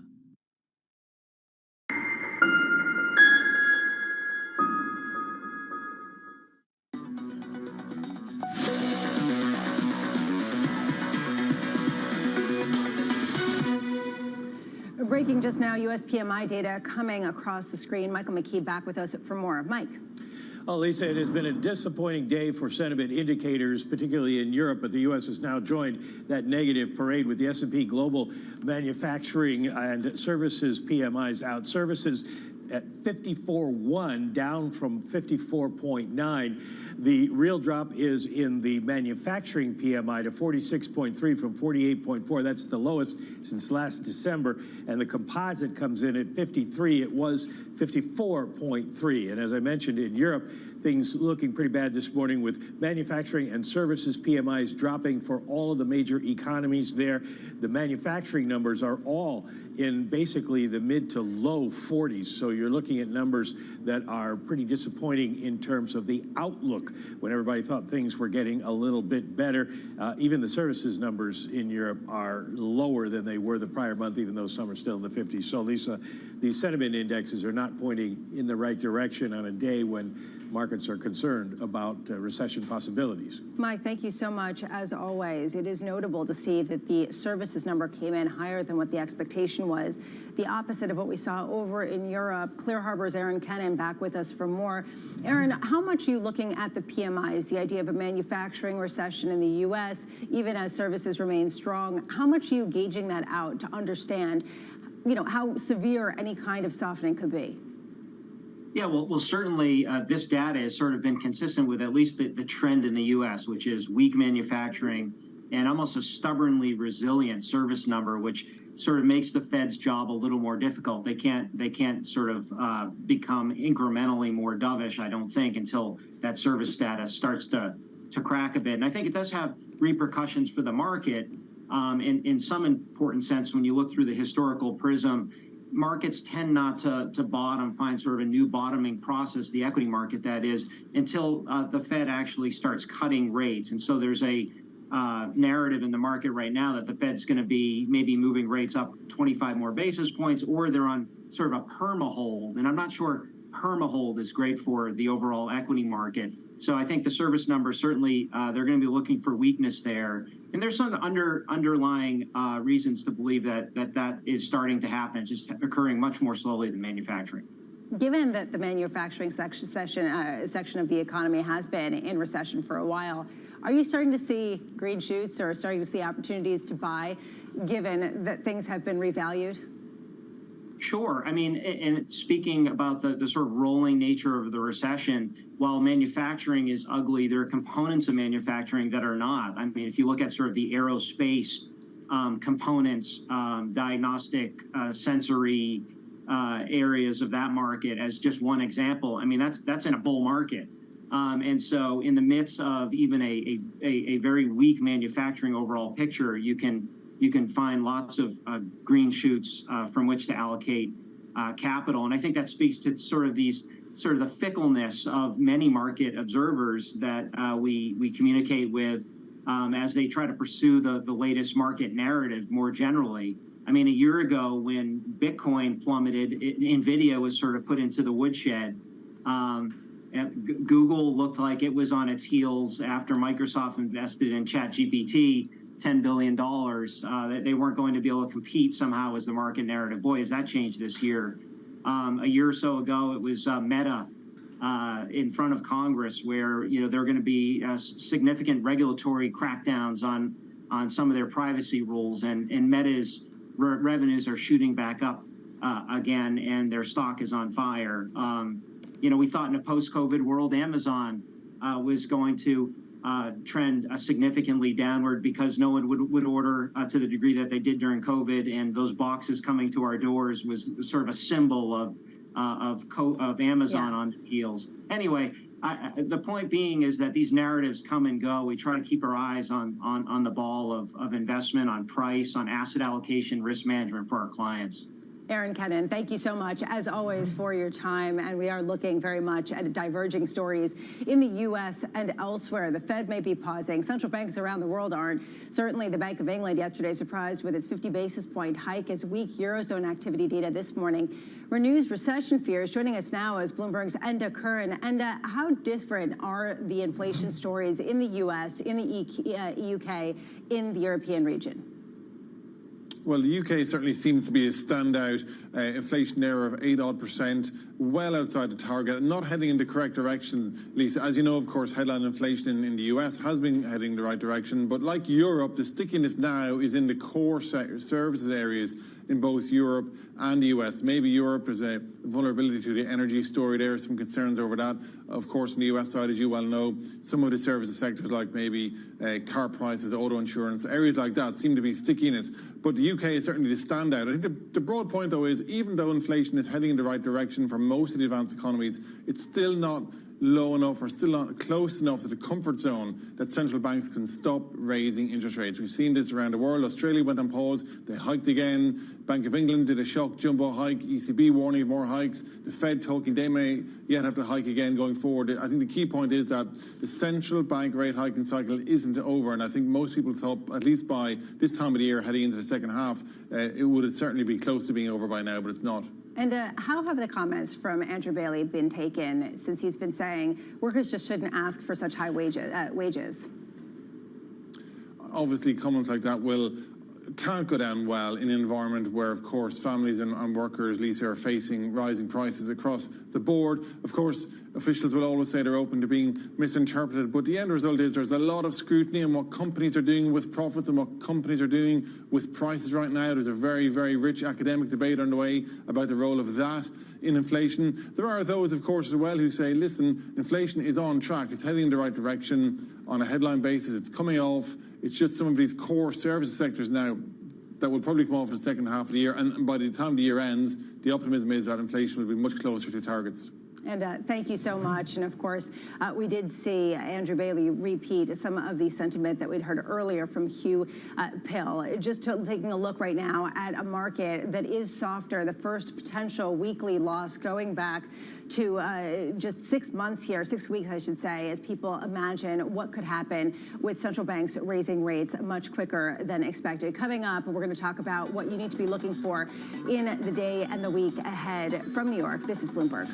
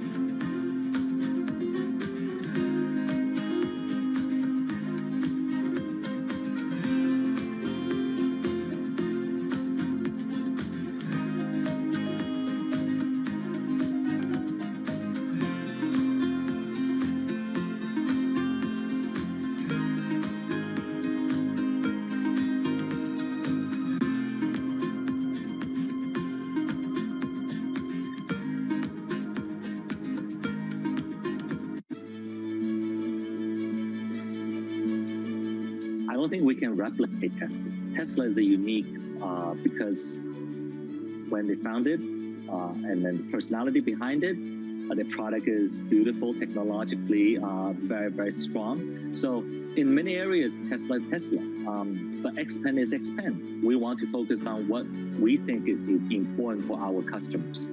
Our customer like beautifully designed vehicles, either it's large SUV or sports sedan. We believe we have a very, very appealing family look that our customers is really attracted to. They like to have user-friendly features inside the cabin that has a technology feel. It's very smart. It enables them to really utilize the vehicle that's different.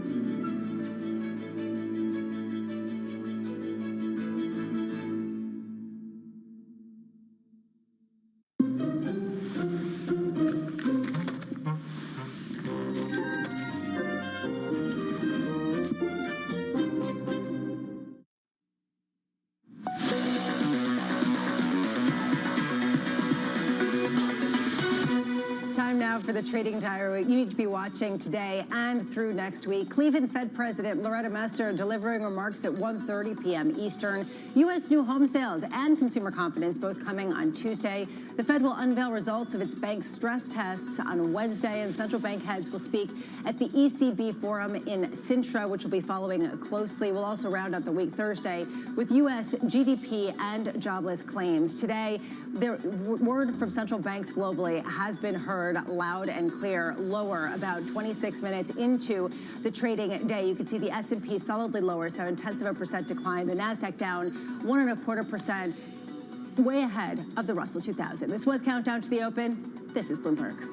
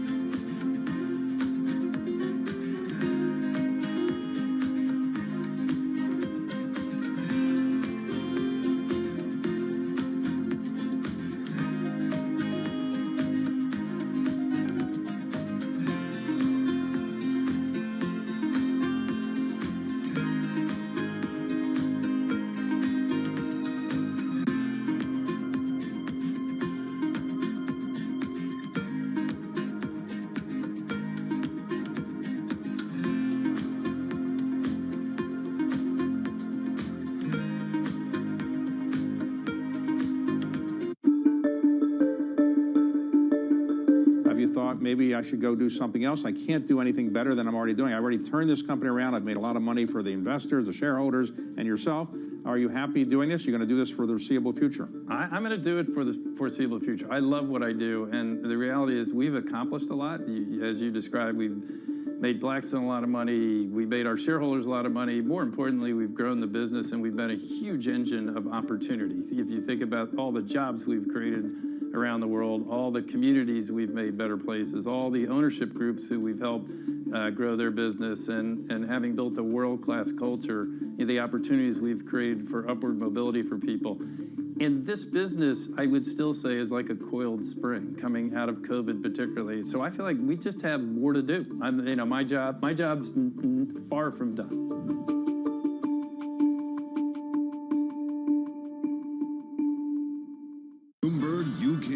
Your source for news and analysis covering the biggest challenges facing the UK government, economy, financial services, and markets. Tax cuts should not be the priority. It's about a credible plan for growth over the next 2-3 years. In this post-Brexit world, how do you see actually servicing your clients? It was disruptive, and it's going to have implications to how capital raising works. Now we're having the perfect storm in the UK. Watch Francine Lacqua Thursdays at 9:30 a.m. only on Bloomberg, your global business authority.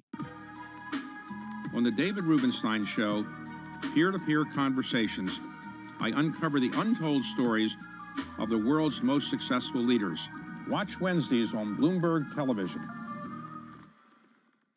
I think that it's hard to put your head around any narrative. Let's just be honest. We've had sort of a shift in, are we in some sort of stagflation fears moment? People were talking about that all day yesterday.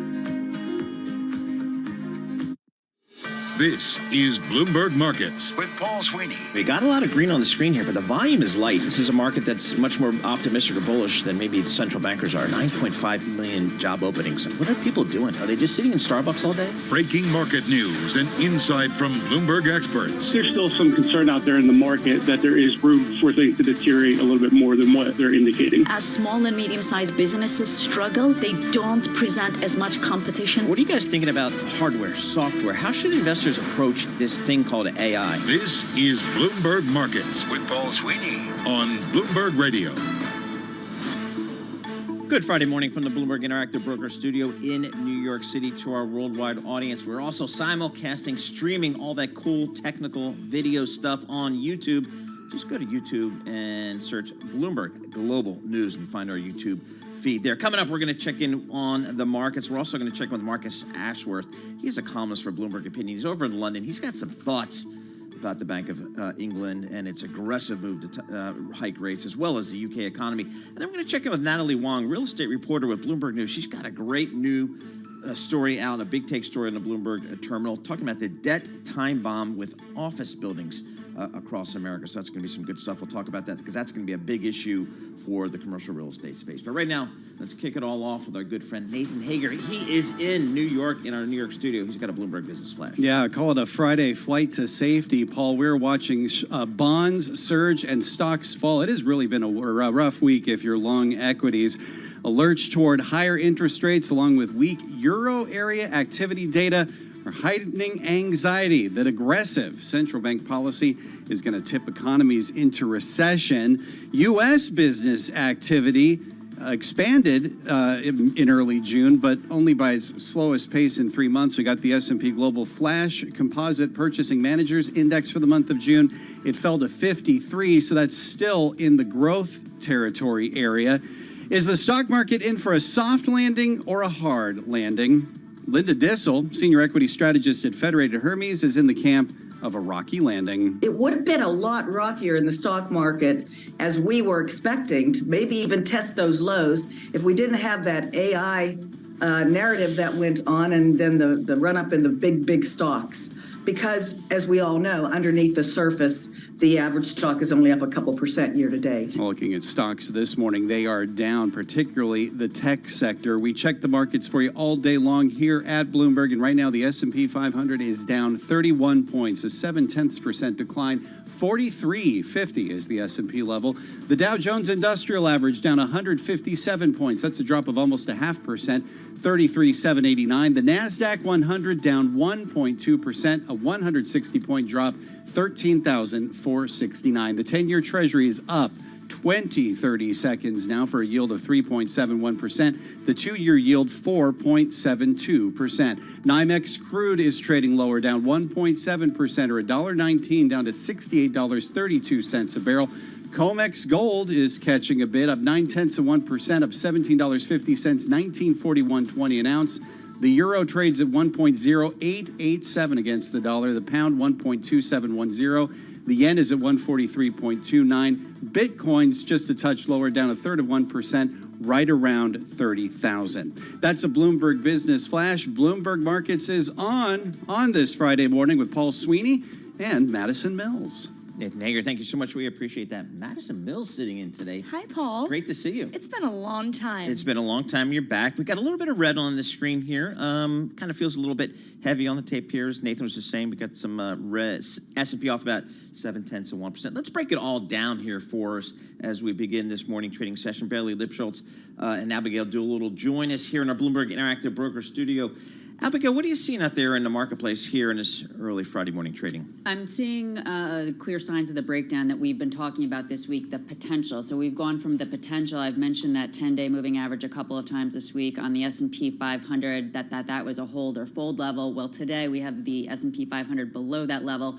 More concerning, though, is the Russell 2000. It's not only below that 10-day average, it is at its 100-day moving average, and the 10-day moving average is rounding down. That's a fancy way of saying that for small cap, which is usually a leading index, that it's starting to round down, very much going toward the bottom of the range, and that is a longer way of saying that we're likely to see the S&P 500 follow, go into the bottom of its range, back toward 4,000. In fact, Carly Garner of DeCarly Trading yesterday on Options Insight told us, and she's an excellent trader, that today, at the end of today, 4,400, the line in the sand below it, and we're probably going to see a bit of a pullback.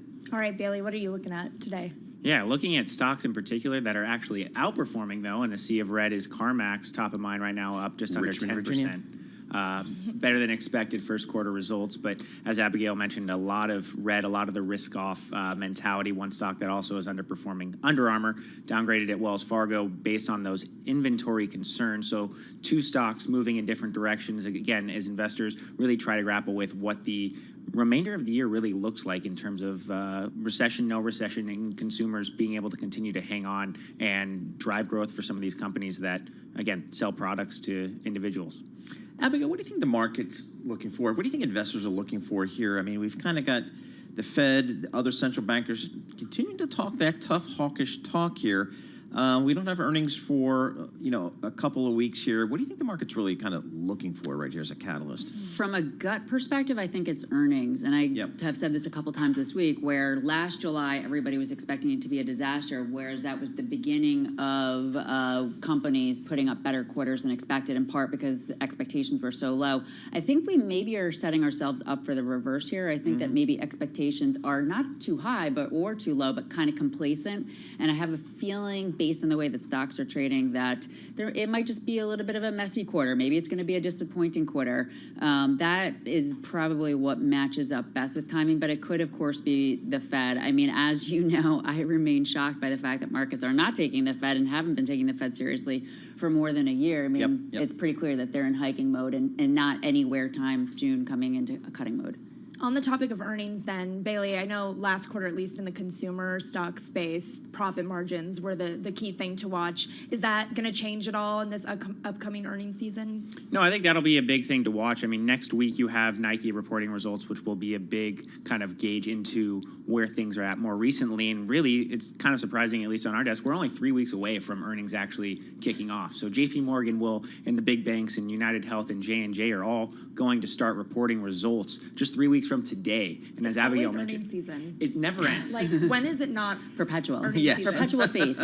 Yeah. Sorry, go ahead. No, Bailey. I empathize with your job. That's the thing is, we watch the lines, and like when you look at it with these results and you look at different companies reporting different things, I think a big tell will be next week what Nike comes out and says, again, heading into the 4th of July holiday, heading into a month in July that at least over the last 20 years has been one of the better months for the S&P 500. Again, obviously, we've had a really strong June and are on pace to snap quite a nice winning streak from the S&P 500. But when you look at some of these quarterly results and expectations going into that, I think a big focus will be on what actually is going to happen in the back half of the year, because investors typically are more forgiving, at least in my experience, early on in the earnings season. Hey, Bailey, how come you don't have more IPOs for us? I mean, we got 3 next week. Oh, we do. We got Talk to us about that. week, So we had man. Kava He's traded excited. well. That other one before Kenvue? Kenvue traded well. Man, if I were a banker, I'd be pulling the trigger.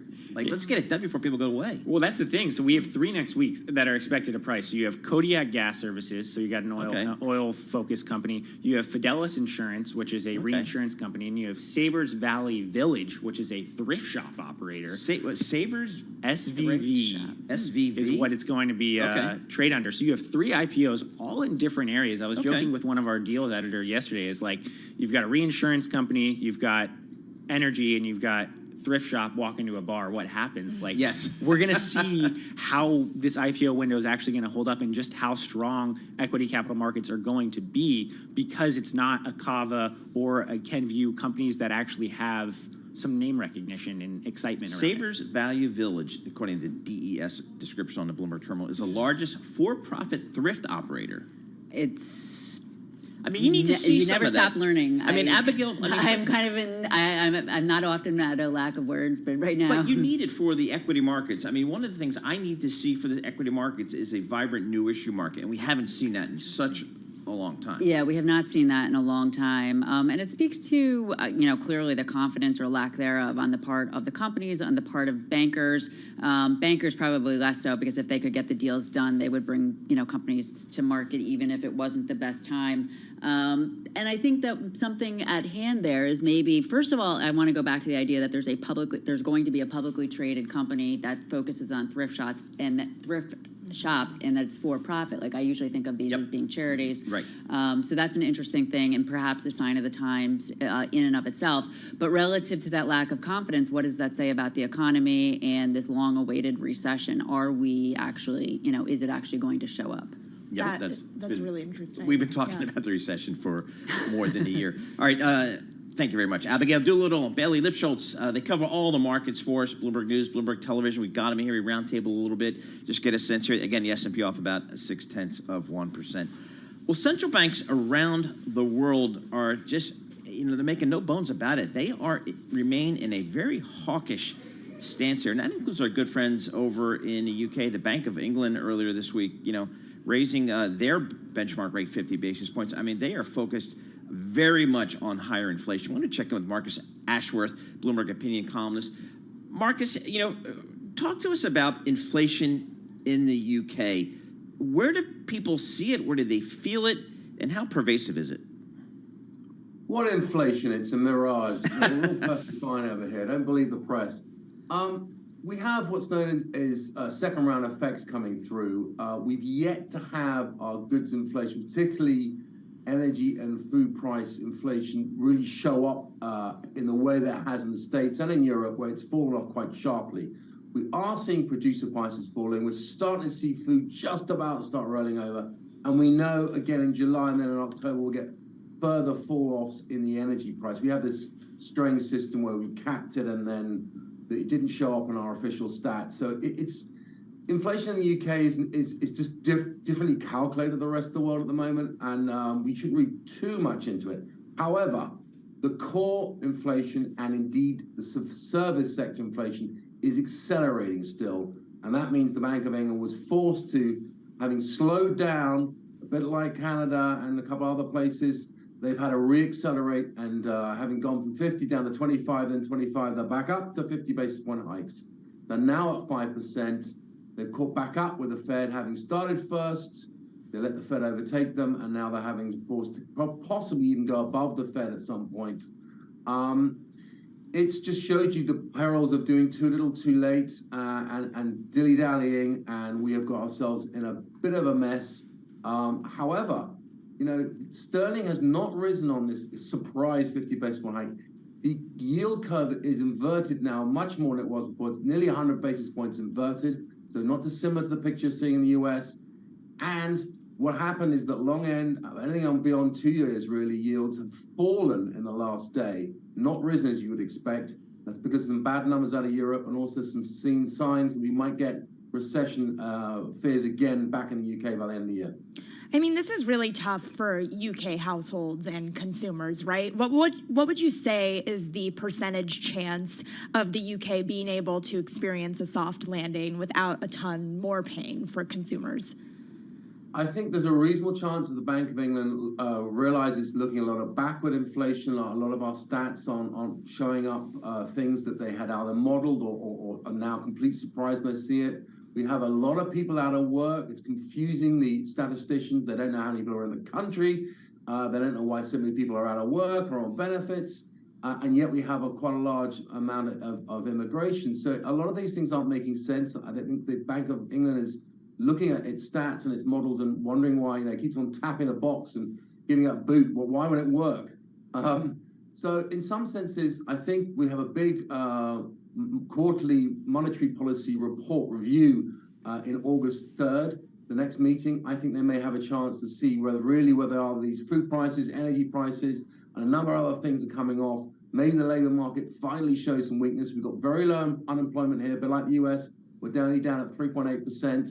Wage rise is the real reason why we're not having perhaps the figure. We've got 7.6% wage growth here. That is making the so-called cost of living crisis isn't really being felt as badly as you might think, because wages, particularly in the service sector and lawyers and financial services, all these sorts of things are doing very well. We have had a rise in the minimum wage, but there are some signs that things aren't getting a little bit better. But unfortunately, with mortgages going up, bear in mind only 1 in 3 or less than 1 in 3 households in the UK actually has a mortgage, and a lot of those people, we're only talking about a relatively small percentage of the people with a mortgage that are going to be feeling the pain this year. But nonetheless, it's going to be very painful for those who feel it. For the rest of the country, it's not great, but it's survivable. All right, so Marcus, Queen Victoria Street, Bloomberg European headquarters. I go out for a pint of my favorite bitter or lager. What's that cost me today? And maybe what was that a few years ago? Oh, what a question. Well, I thankfully I've done some research for you. I view this a very important part of my job. About £6, £6 to £7, something like that. Call that not quite $10, but certainly you can go to some places, the smarter places, it will be $10 and indeed more. But I mean, I think you see reports of £8 or £9 a pint, some places in London, which is crazy. $10. That's just too much. Okay, well, also, this reminds me that we have a story on the terminal this week about how the traditional English breakfast has never been more expensive. The price is £5 higher than it was in May of last year. And I know you're saying that the data is not necessarily great in the UK, but you can't argue with this chart about the price of the English breakfast. I just think it's an outrage they have tomatoes in it. Who had a grilled tomato on it? And they're just saving straight away.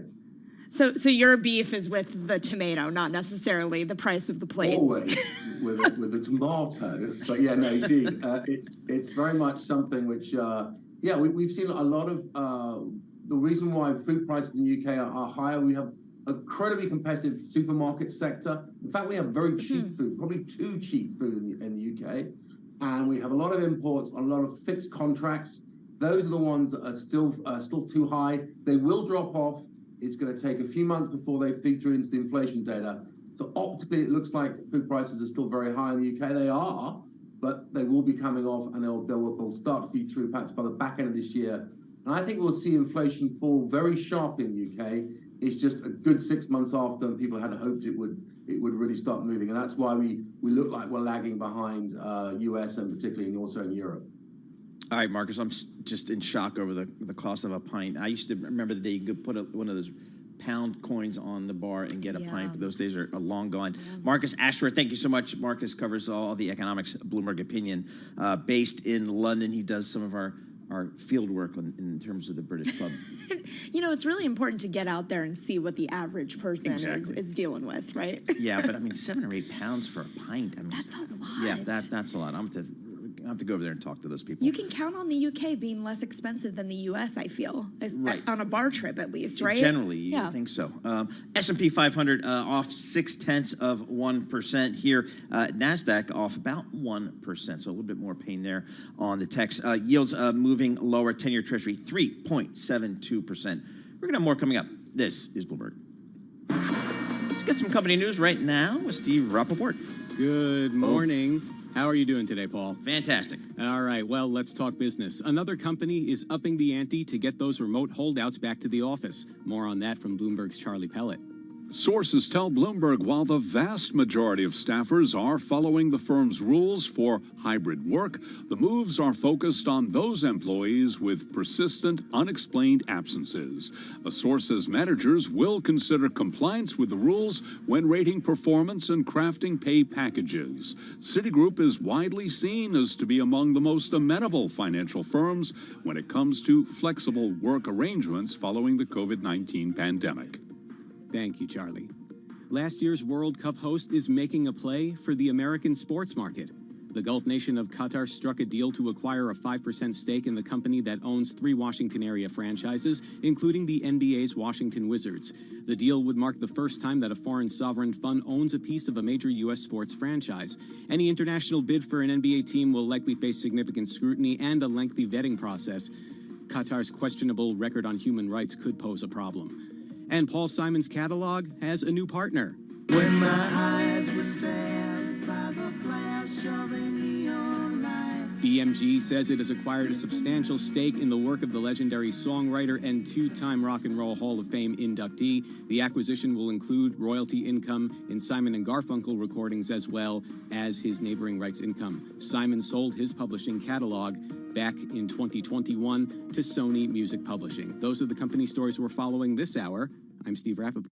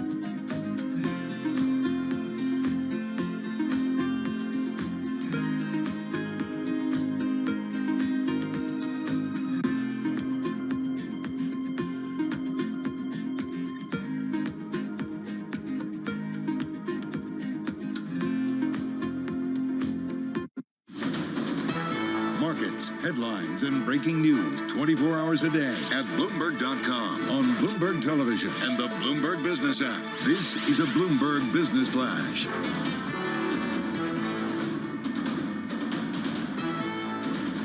$10:21 on Wall Street. I'm Nathan Hager. Watching stocks fall in the U.S. They are headed for their worst week since March, and treasuries are rallying on bets that excessive central bank tightening is going to bring on sharp economic downturns. We check the markets all day long here at Bloomberg. The S&P right now is down 29 points, or 0.7%. 4351 is the S&P level. The Dow Jones down 180 points, or 0.5%, 33,763. And the NASDAQ down 1.1%, or 147 points, 13,484 is the NASDAQ level. The 10-year Treasury is now up 18 seconds, yield 3.72%. 2-year yield 4.73. NYMEX crude's down 1.6%, down $1.11, $68.39 for a barrel of West Texas Intermediate. COMEX gold is up 0.75%, up $14.50 at $1938.20 an ounce. The euro 1.0890 against the dollar. The yen 143.64.